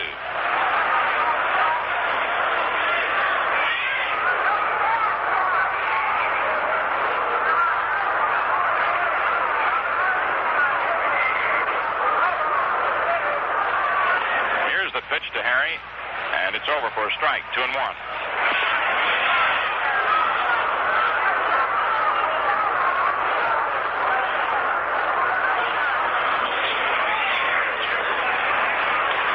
balls, 1 strike. And the pitch. Swung on. There's a loop over short to left for a base hit, but Ford's being waved in, and Minnie couldn't pick the ball up and throws too late. And Ford scores. It was a single to short left, but no error is charged on the play. Although Minnie had trouble picking the ball up, and Ford was going to stop at third, and then Crow waved him on.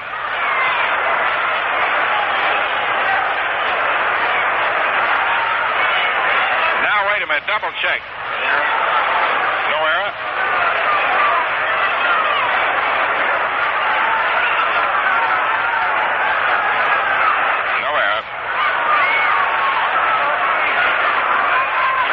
New York.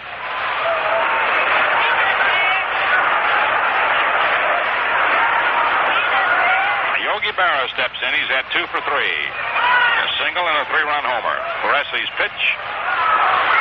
Low, ball 1. Yogi checked his swing.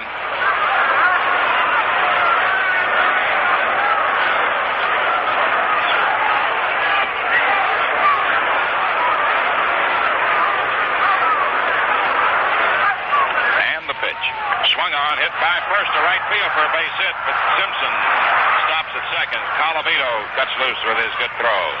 Cut off by Billy Harrell. Berra gets his 3rd hit. A single to right. Tony Kubek steps in.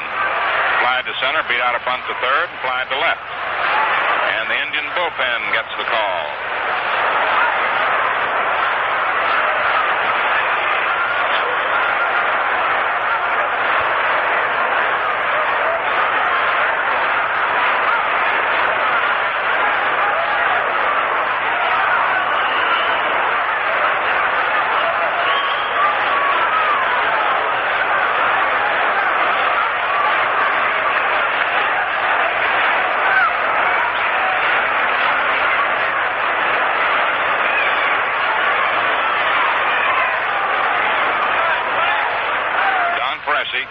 Ready to work to Tony Kubek. Here's the pitch. Outside, ball 1.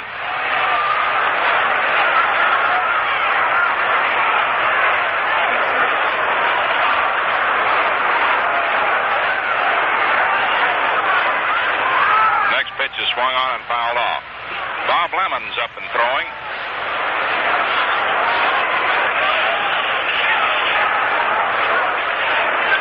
Lemon warming up. Bob Kelly and Bob Lemon. Lemon was reinstated yesterday. He'd been on the disabled list. Gerald Hardy was put on the disabled list after suffering an attack of appendicitis.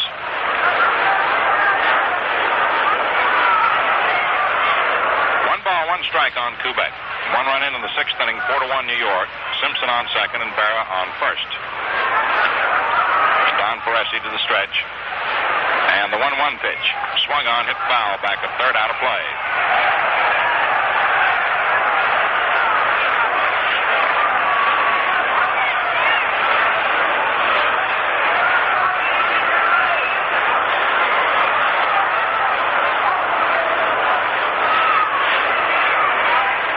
Two strikes.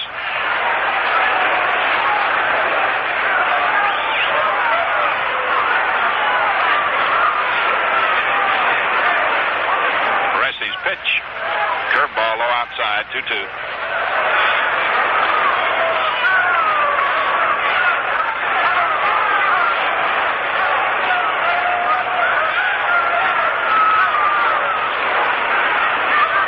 A 2-2 count.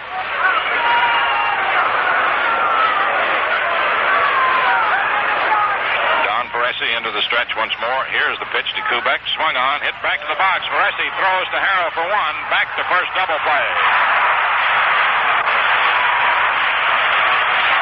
And the side's retired. 1 run, 2 hits, 1 error, and 1 left on. And the score at the end of 5.5 innings of play, the Yankees 4, the Indians 1. Valentine beer is a crisp refresher. And we will tell you why. To be crisp, a beer must be icily light. Icily light, icily light. Smooth and delicious, precisely right. Precisely right, precisely right. Lively golden, crystally clear. The crisp refresher, the crisp refresher. Valentine, Valentine beer. Hey, get your cobia. Hey. Valentine. Hey, get your cocoa, get your ice-cold Valentine beer.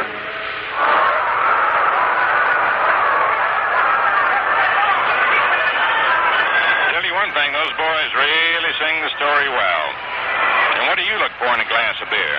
For smooth and delicious taste, the crisp refreshment? Well, friends, that's precisely what you get in every single glass of Valentine beer. It's the crisp refresher. Half of the 6th inning. Carrascal, Rocky Colavito, and Roger Maris, first three men up. 6, 7, 8 positions in the order. Bob Lemon and Bob Kelly continue to warm up, so there's always the possibility of a pinch hitter for Peresi, who is fourth up in this inning if somebody gets bored.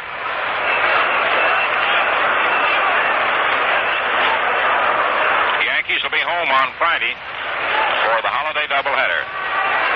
After that, a two-game visit to Boston and back to New York to open a stand against the West starting Monday night, a make-up game of the Chicago White Sox. Monday night, June 2nd. Tuesday night, June 3rd. Wednesday afternoon, June 4th, and a doubleheader, June 5th for the White Sox. A doubleheader with these Indians a week from today, or 2 weeks from today, rather, at the stadium. Ford pitching now to Carrascal. Fastball is high, ball one.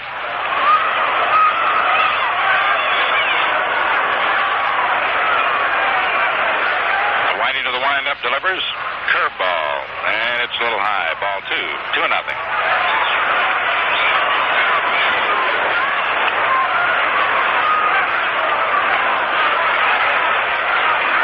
The 2-0 pitch to the right-hand hitter. Carrascal takes high and away. Ball three.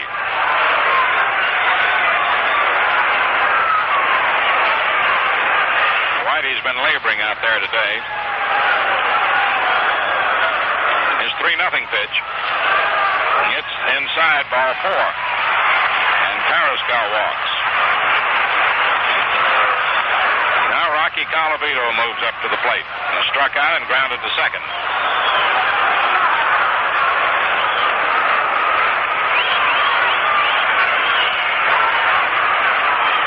Third walk issued by Ford. He's been having trouble ever since the third inning. Pitch over the inside corner, strike one.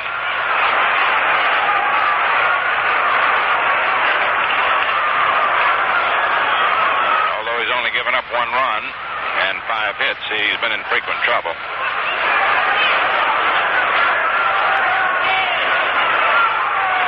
Check to the runner. The pitch inside, ball one, 1-1.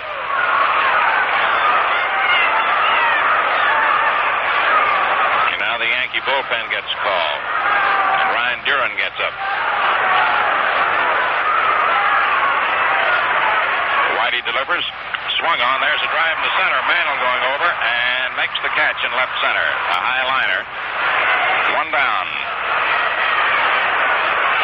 Roger Maris comes to bat. Grounded to short and walked. Left-hand hitter.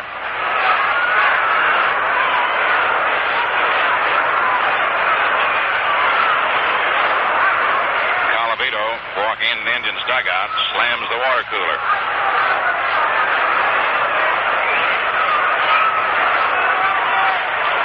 Last of the 6th, Yanks 4, Indians 1. Carrascal moves off first. The pitch to Maris, curveball over, strike one. Casey's got Elston Howard playing way over to the right field line. Mantle into right center. Simpson almost straight away left, leaving a big gap in left center.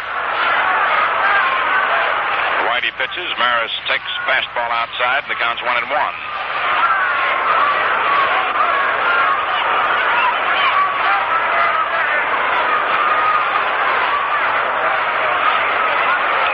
One ball, one strike.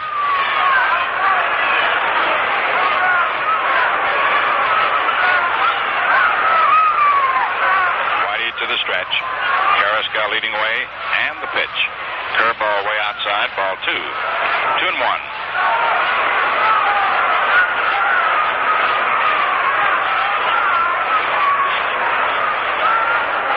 Whitey's been behind a lot of these batters, which in itself is proof he's not on his game, because when he's sharp, as most pitchers are, they stay ahead of those hitters. Here's the delivery. Swung on and grounded foul over toward the Indians' dugout. Count 2-2 now. Van leaned over to try to get the ball. It hit just below his hand, and he missed it as it ricocheted back to the playing field.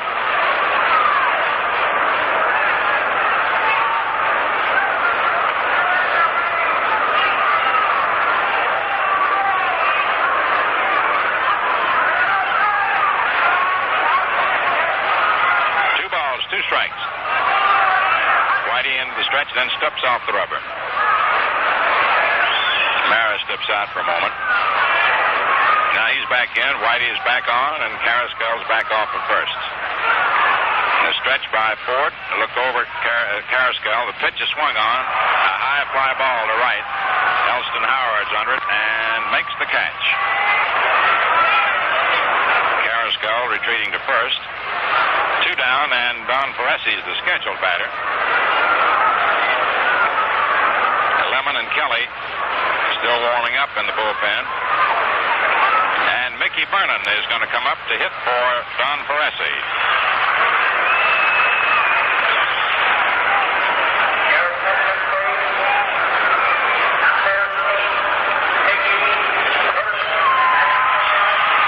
Vernon's batting .371.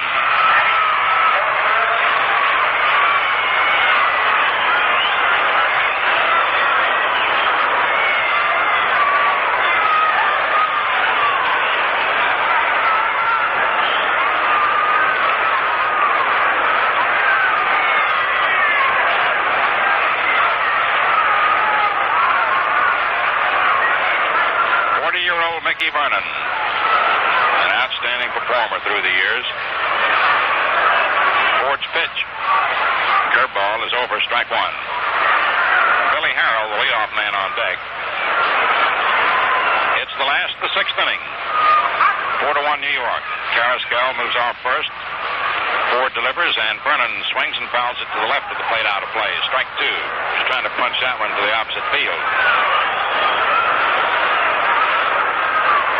Duran continues to loosen up for New York. Either Bob Lemon or Bob Kelly will be coming on. Here's a pitch, and it's in there for call strike 3. Curveball. Retiring the side. No runs, no hits, no errors, and 1 left on at the end of 6 innings. The Yankees, 4 runs, 8 hits, no errors, and 8 left on. Cleveland, 1 run, 5 hits, 1 error, and 8 men left on. And Bob Lemon, already getting a hand, gets into the automobile that swings around from beyond the right field fence where the Indian bullpen is located. And he'll be coming in to pitch. He's just reinstated after being put on the disabled list, and he'll get a hand. Bob Lemon, listen.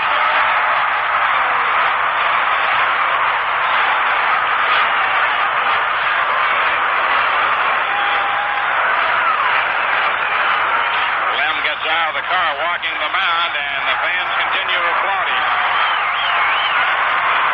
A great ball player.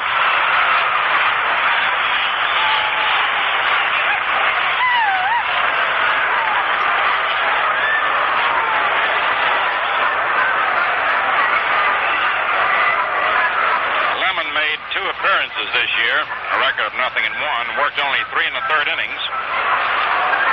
His arm operated on last winter, and it acted up on him, and he was put on the disabled list. Just reinstated yesterday with Carroll Hardy being taken off the roster with an appendectomy. So Bob Lemon's coming on. 6-foot, 190-pound, 38-year-old right-hander. Not quite 38. Will be in a couple of months.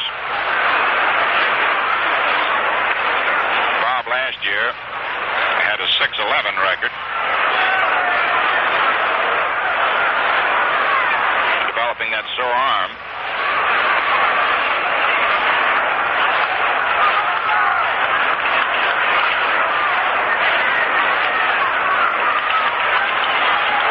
Lifetime record of 207 wins and 128 losses.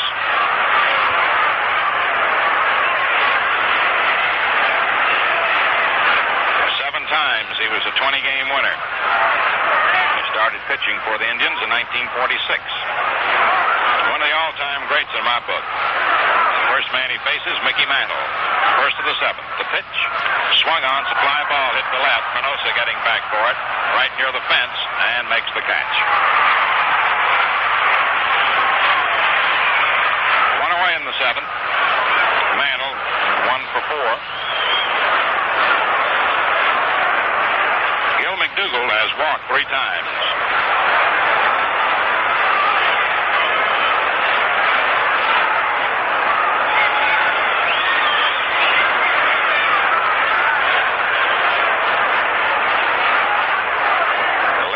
Up round comes the right arm. The pitch is inside. Ball 1. The Indians are wearing pinstripe uniforms this year, a la the Yankees. They used to always have just plain white. Now the delivery. It's over there for a strike. 1-1.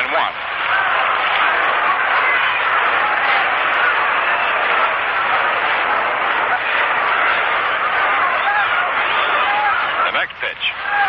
Over. Strike 2. 1-2. Got a fastball over the inside corner.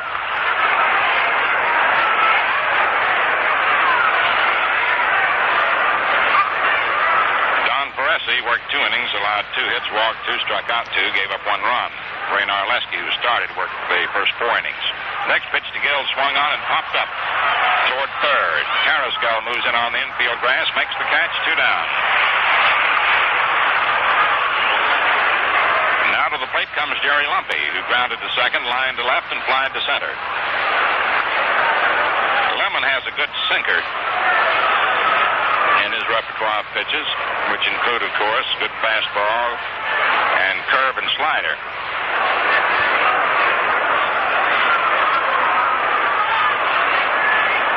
Lemon's pitch to Lumpy is bunted at and missed. Strike 1.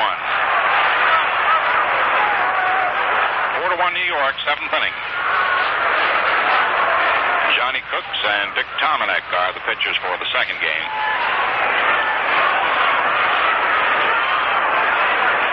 Lemon's 1 strike offering. It's over. Strike 2. 0-2.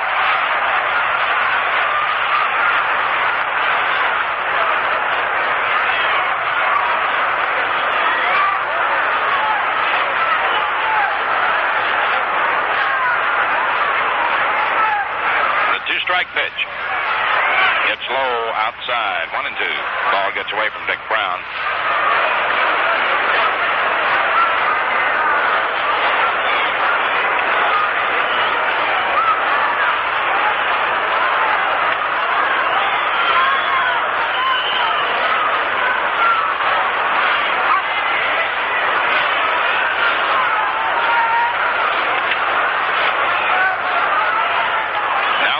Pitch on its way to the left-hand hitter.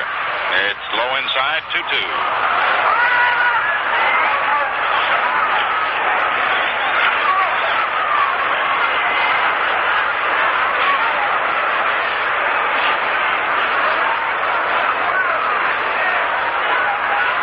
Two balls, 2 strikes, 2 outs.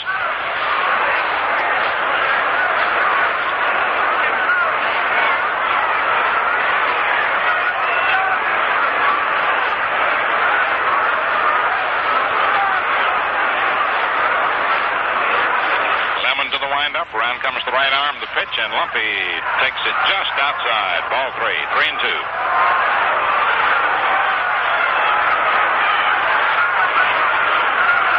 A full count on Jerry.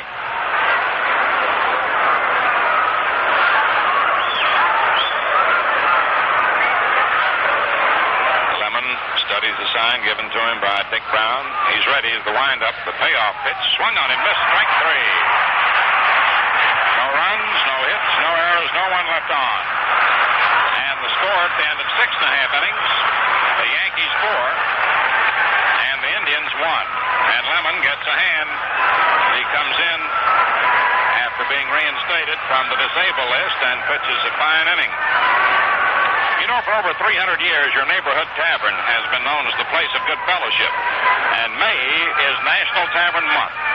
Yes, sir, your taverns are a great place to meet old friends and win new ones. You ought to stop in and see just what we mean. You'll find good conversation, a few laughs, and, of course, plenty of that crisp refresher, Valentine beer. Brother, if you want the tops in refreshment, crisp refreshment, then you want Valentine beer. Valentine is icily light, smooth, and downright delicious as a beer can be. Really refreshes you. Now, how about it, friends? Stop in at your friendly tavern during National Tavern Month, and while you're there, make that good old three-ring sign. Ask the man for Ballantine. Ballantine beer, the crisp refresher. For it's 1, 2, 3 strikes, you're out at the old ball game. All Yankee baseball games are brought to you by Ballantine Beer and Ale and Atlantic Gasoline, exclusively in the Capital District over WOKO 1460 on the dial, Albany's first station. Jimmy Harrell was hit by a pitch ball, single to center, and walked.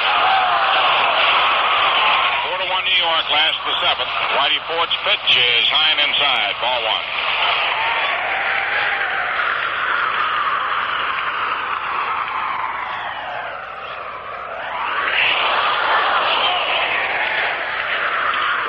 Strikes.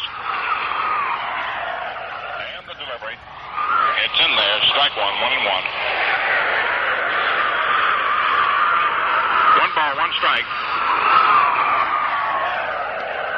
Forward to the windup. In comes the pitch. Swung on line to third.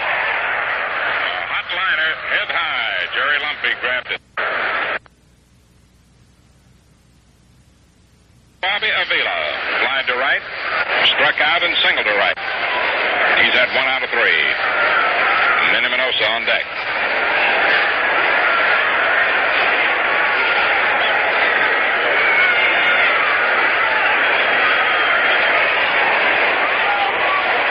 Forward into the windup, and the pitch is curved, swung on, and fouled off over toward the Yankee dugout. Bobby's a one-time American League batting champion.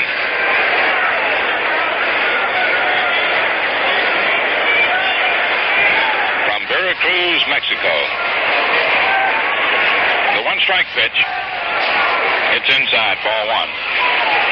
Avila's wearing a golfer's glove on his left hand, a little tender.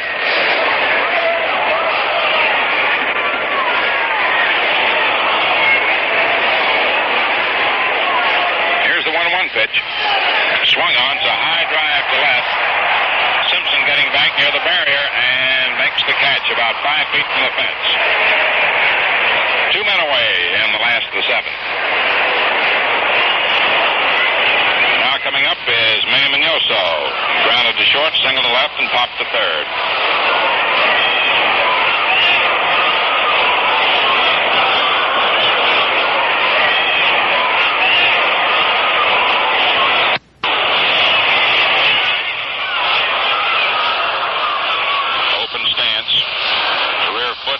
Close to the plate, the front foot, left foot, pulled away.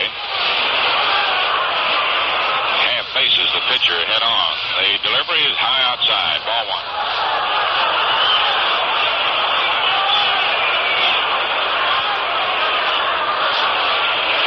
1 ball, no strikes. Whitey to the windup, and the pitch on its way. Curve is in there, strike 1, slow curve.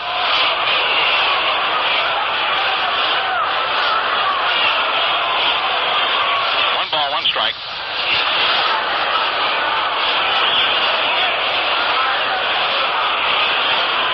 The 1-1 pitch to the right-hand hitter.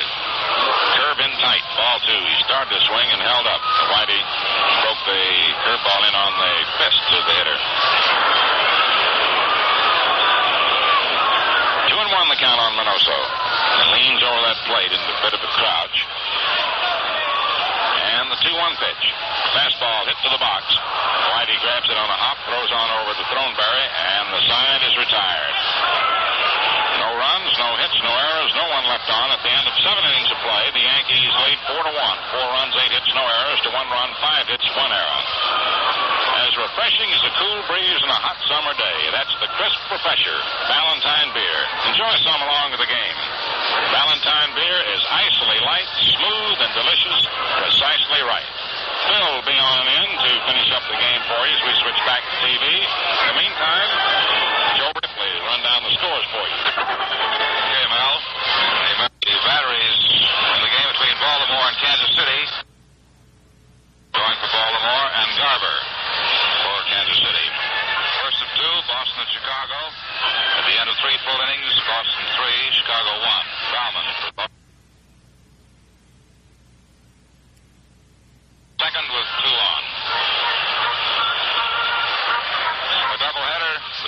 Washington and Detroit. First game at the end of 2.5. Washington 2, Detroit nothing. Kemmerer against Bunning. Clues home run for Washington in the third. In the National League, St. Louis and Cincinnati playing 2 games. First game at the end of 4.5 innings. St. Louis 4, Cincinnati 1. Brosnan for St. Louis. Rabe started for Cincinnati, relieved by Acker in the fourth. Chicago and Milwaukee playing a doubleheader. At the end of 4 full innings, the first game, Chicago 1, Milwaukee 0. Phillips against Trowbridge. Los Angeles and Philadelphia rained out. San Francisco defeated Pittsburgh first of 2, 5-15-3. Pittsburgh 2 runs, 9 hits, 1 error. Here's the pitch and film. Nelson Howard hits the first pitch to shortstop to throw to first in time for the out. 1 away as Ellie Howard is now 0 for 4 on the day.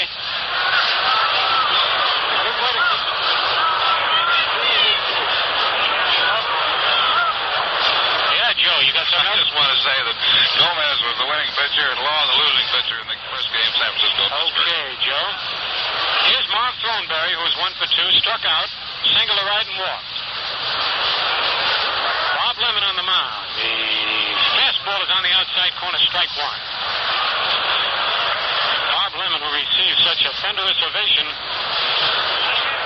on his first start since being on the disabled list. Curveball is low inside, ball 1-1-1. Lemon is one of the top pitchers in the big leagues. Broke in as an infielder outfielder. Lou Boudreau switched him over to pitching.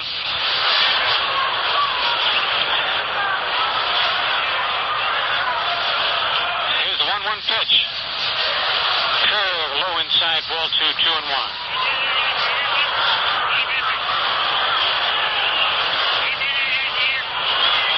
When Lemon is right, which means when he's got his good stuff, he's as tough to hit as anybody in the big leagues. Never gives you the same pitch twice.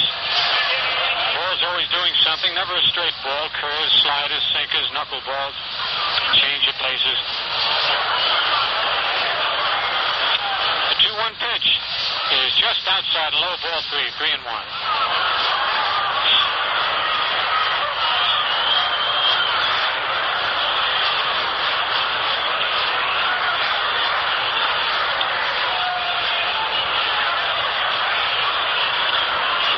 The 3-1 pitch is outside, ball 4. He lost him.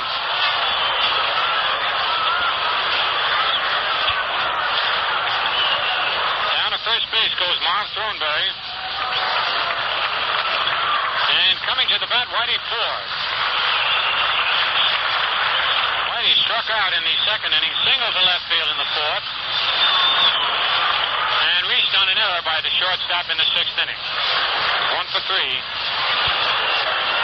And with 1 away, the Indian infield looking for the bunt. This is the 3rd time that Whitey is up with a bunt situation in order.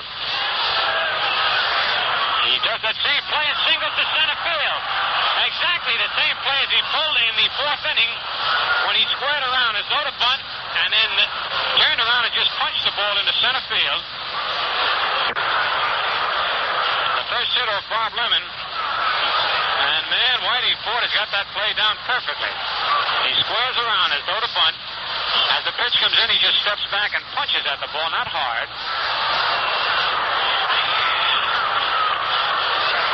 And so the Yankees have runners at first and second. 1 away in the batter, Harry Simpson. Harry's 1 for 3. Bounced out short to first, walk, struck out, single to left.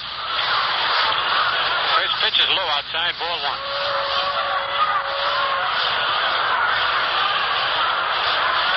Whitey will have plenty of talk about tonight on that ride to Kansas City.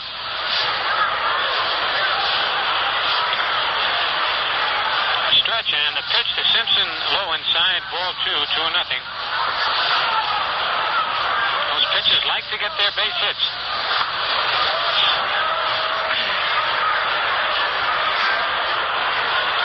2 balls, no strikes, 1 away here in the top of the 8th. The Yankees lead 4-1.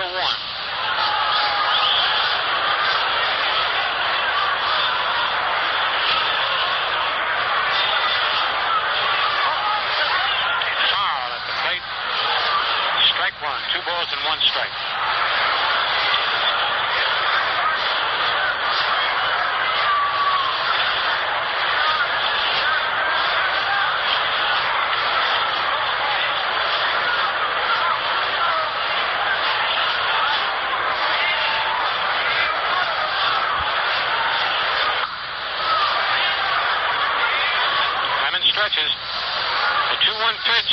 foul, back out of play, strike 2, 2-2.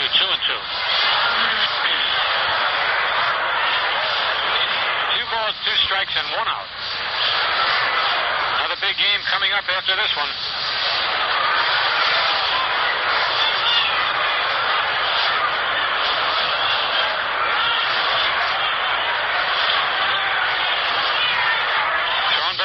Second base, Ford at first. 2-2 the count on Simpson. Here's the stretch by Bob Lemon. And the pitch is low in the dirt, ball 3-2 as Bob tried to get that sinker down around his knees.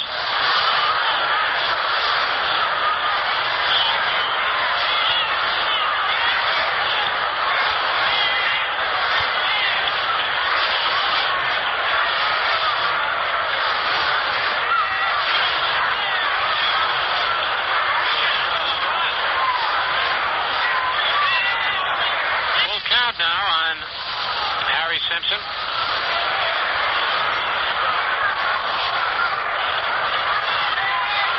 Lemon stretches, gets the sign. The pitch is... And to run from first to home might have tired him out. And any time a pitcher gets tired running the bases, it shows in the next inning.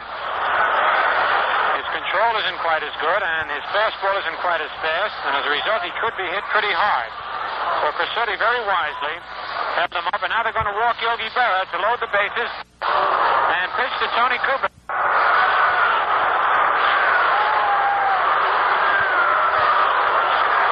Bob Lemon giving an intentional pass to Yogi Berra, and Yogi's had himself quite a first game here. He singled to deep short, fly to right, home it over the right field wall, and then lined a single into right field. 3 for 4 on the day. And there's ball 4. Yogi gets an intentional pass. And it brings up Tony Kubek. Goes 1 for 4, fly to center, beat out a bunt, fly to left, and hit into a double play.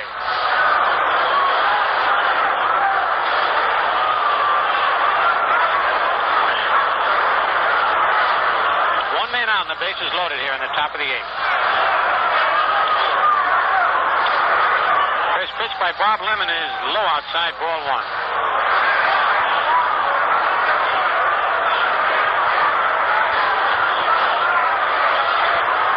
Bob Kelly gets up in the Indian bullpen.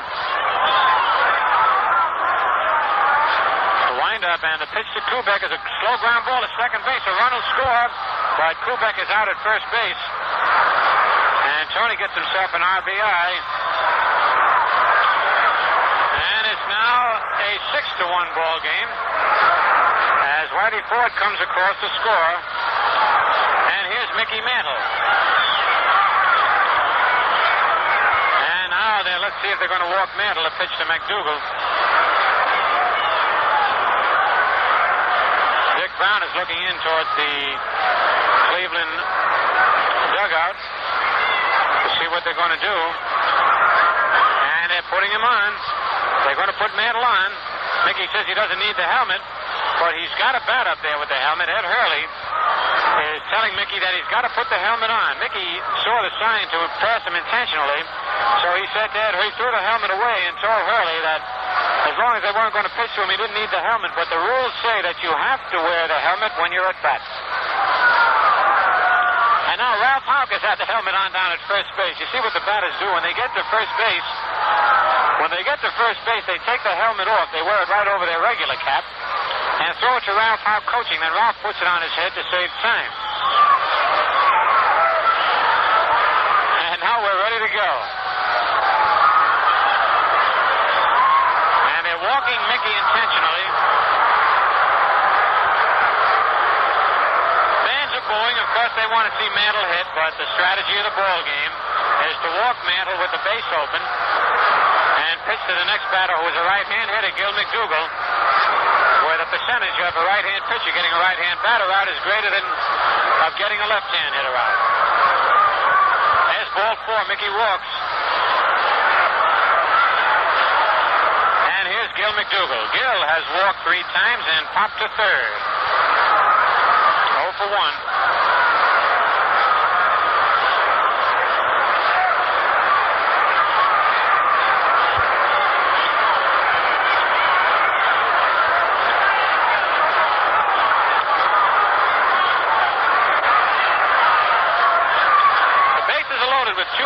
top of the eighth. The Yankees lead 6-1. The windup. Pitch to McDougal is a curve outside, ball one.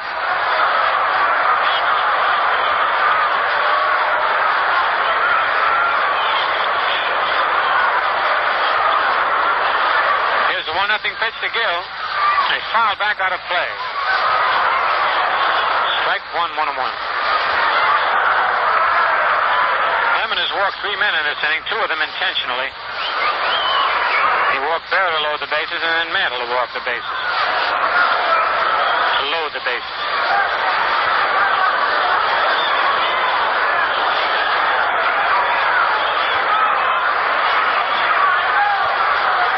One ball, 1 strike on McDougal.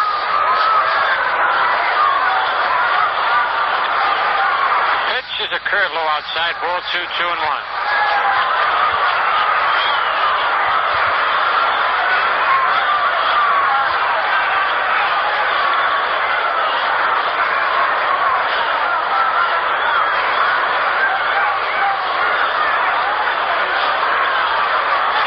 One strike and 2 out. Frank Crusetti coaching at third. Ralph Houck over at first. Lemon winds up. The pitch is outside, ball 3, 3-1.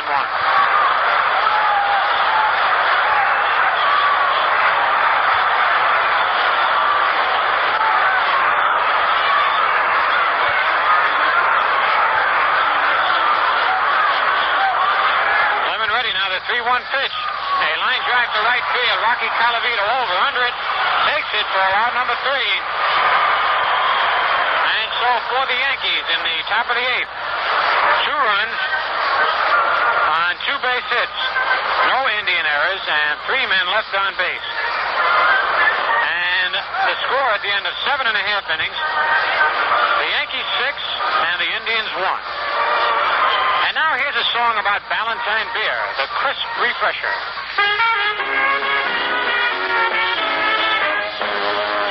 To be crisp, a beer must be icily light, smooth and delicious, precisely right, lively, golden, crystal clear, the crisp refresher, the crisp refresher,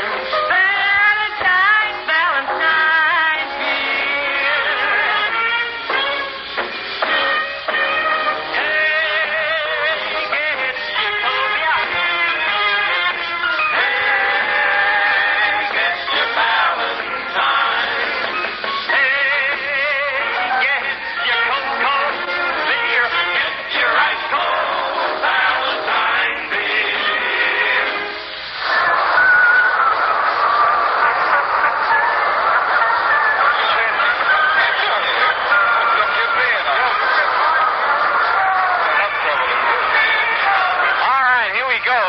Municipal Stadium for the last half of the 7th inning. The Yankees are leading the ball game 6-1. Whitey Ford all the way for the Yankees. The Indians have 3 pitches so far. Ray Narleski started, Don Ferresi, and Bob Lemon. And here's Preston Ward, the first baseman, who's 0 for 3. Popped to short, bounced out to second base, and struck out.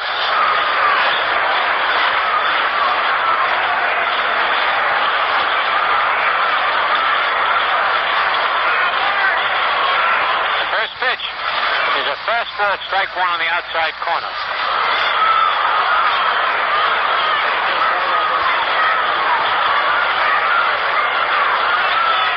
1-0 pitch is a curved swing and a missed strike 2.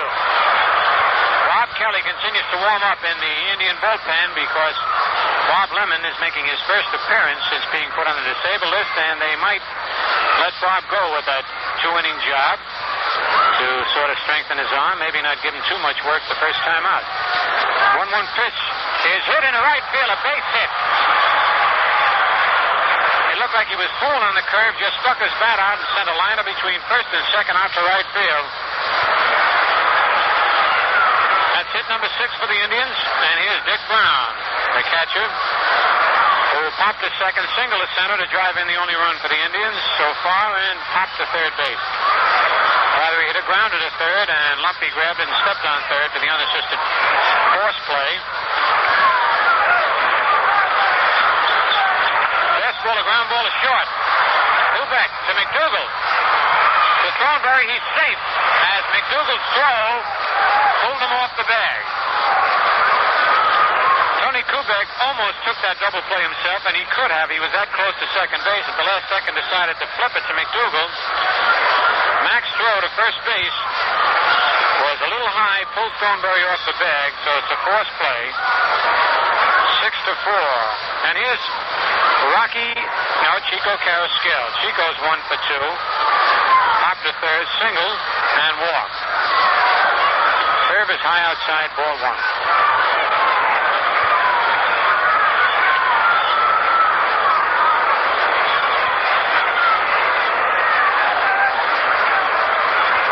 Whitey stretches. Fastball is hit on the line in left center field. Mantle over. Howard over. And Mantle makes the grab over his shoulder. That was Mantle and Simpson chasing that ball. Howard is out in right field. Mickey Mantle makes the grab in left center field. 2 away, and here's Rocky Colavito. Rocky struck out, bounced out second and first, and lined to Mantle in center field.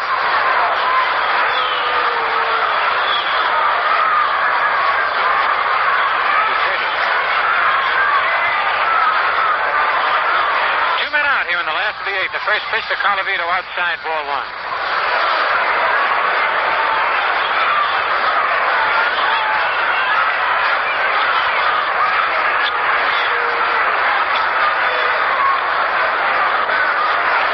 Rocky Colavito, right-hand hitter. Ford stretches. Curve is hit in the air to short left center. Kubek back. Simpson in, and Simpson makes the grab. The Indians in the last of the 8th, no runs, 1 hit. No Yankee errors, 1 man left. The score at the end of 8 full innings, the Yankees 6 and the Indians 1.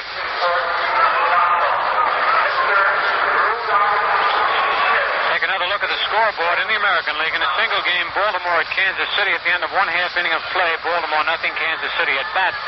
Pappas against Garver. Boston leads Chicago 5-1 at the end of 4 in their first game. Bauman for Boston. Donovan started. Quarters in the 4th. Lepsio had a home in the 2nd with 2 on. Washington at Detroit tied 2-2 at the end of 4 1/2. Kemmer against Bunning. Blues a homer in the 3rd. In the National League,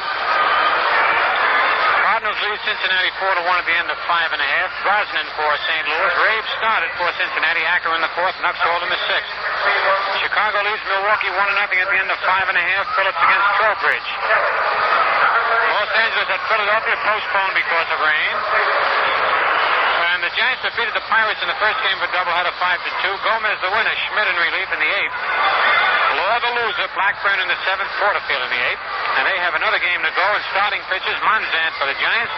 Radin for Pittsburgh. And as a new pitcher is coming in for Cleveland, we'll pause for station identification. WOKO 1460 on your dial. First in Albany. The Troy Buick Baseball Roundup follows the game.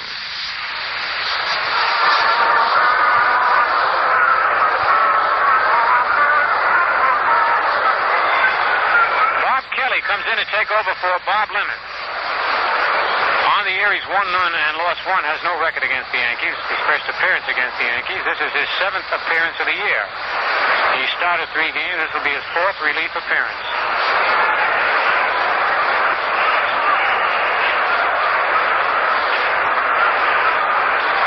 Bob Lemon, while he was in there, worked 2 full innings. He gave up 2 hits, walked 3, 2 of them intentionally. He struck out 1 and allowed 2 runs. So Bob did very well. Bob Lemon, that is, not Bob Neal, on the mound.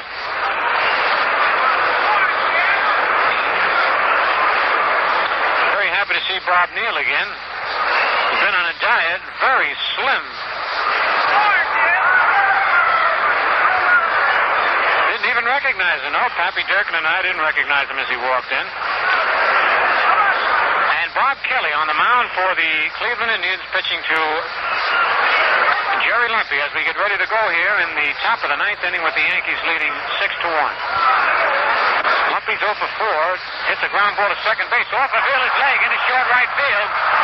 And Lumpy safe at first base, and that'll be an error. An error charged to Bobby Avila. That was a hot shot, but right at Bobby, and he lifted his glove a little too soon and went underneath and hit him on the left leg, hopped into short right field. And that'll bring up Elston Howard, who was 0 for 4, popped to the catcher, bounced out short to first twice, and struck out.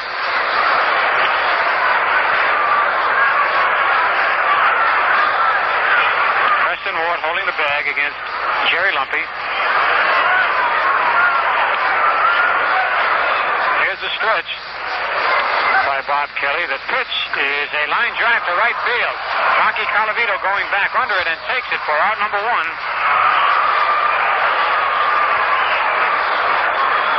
One away as Howard hit a hard shot right at Colavito in right field. And that'll bring up Mark Thornberry, who's 1 for 2, struck out, single right, and walked twice. Scored 2 runs. Kelly on the mound has a real good palm ball. Palm ball is a pitch where you hold it with your little finger and your thumb and just let it slide out. It works a little like a knuckleball and change your pace. There it is, strike 1. That Thornberry ducking back on the pitch.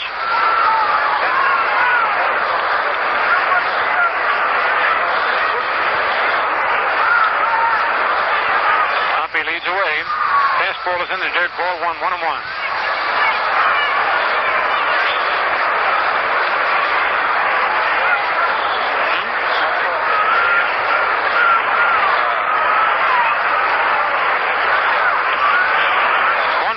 Strike.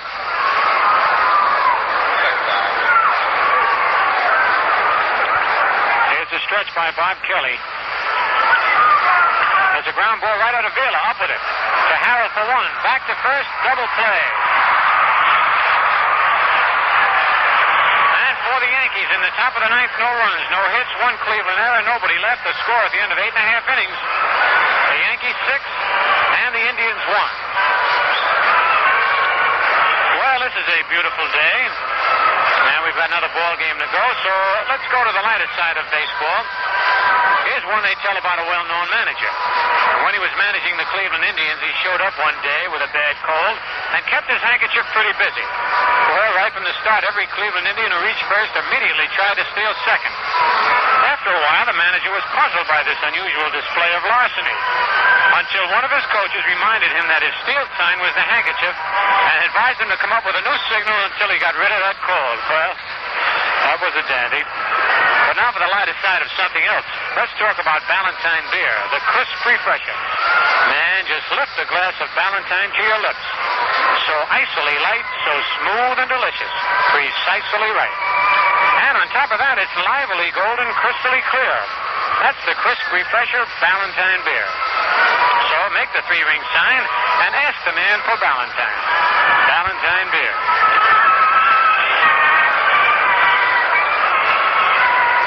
And now the Indians are down to their last 3 outs if they want to stay in this ball game.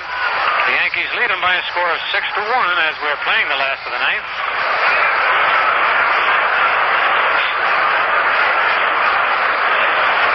Whitey Ford has gone all the way so far for the Yankees on the mound.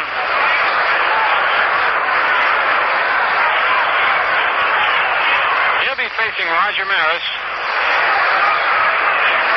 Maris is 0 for 2, bounced out short to first, walked and fly to right field. Left-hand hitter, swings at a curve, doesn't get it, strike 1.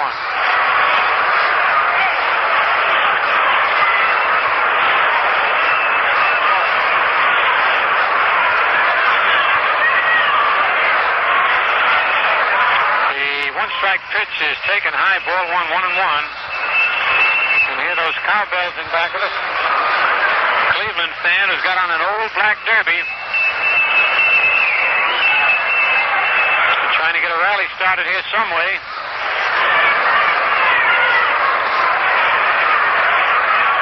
The 1-1 pitch, a slow curve on the inside corner, strike 2. 1 ball, 2 strikes.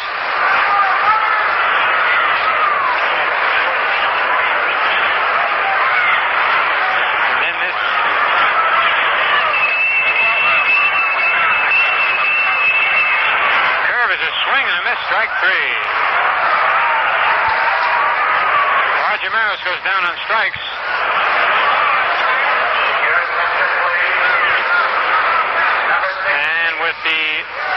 pitcher.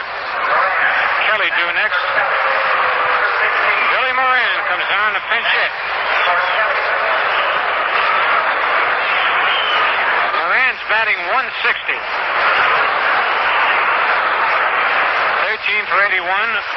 He has 2 doubles and 4 runs batted in. A right-hand hitter.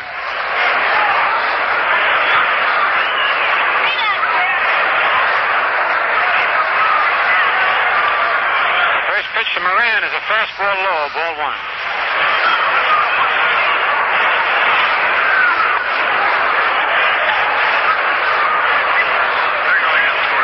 Fastball is inside. Ball 2, 2-0.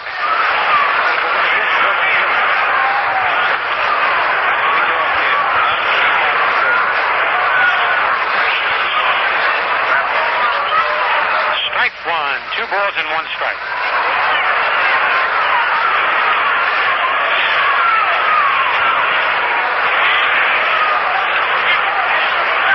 Here's the 2-1 pitch. A slow curve foul over by the Yankee dugout. 2-2 the count. On deck, Billy Harrell. Well, the bells are ringing. The 2-2 pitch. Inside, ball 3, 3-2.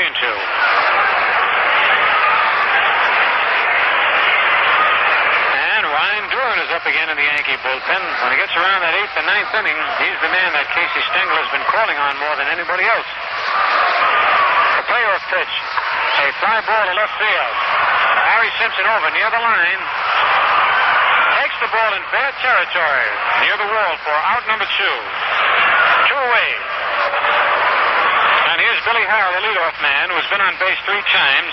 Was hit by a pitch ball, single to center, walked, and then lined to third baseman Jerry Lumpy. And the Indians are down to their last out.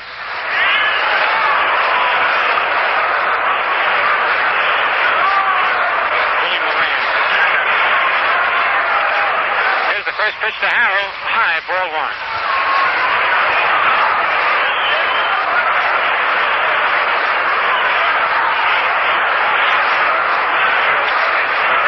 Pitch is a ground ball to third. Lumpy up on a big hop. The throw to first. The ball game's over and the Yankees win it by a score of 6-1. For the Indians in the last of the 9th, no runs, no hits, no Yankee errors, nobody left. And that's all for the first game. For the Yankees, 6 runs, 10 hits, no errors, 11 men left. For the Indians, 1 run, 6 hits, 2 errors, 9 men left. The winning pitcher, Whitey Ford, who went all the way. His record now 5 wins and 2 defeats. The loser, Ray Narleski, who started and went 4 innings. His record now 5 wins and 4 defeats.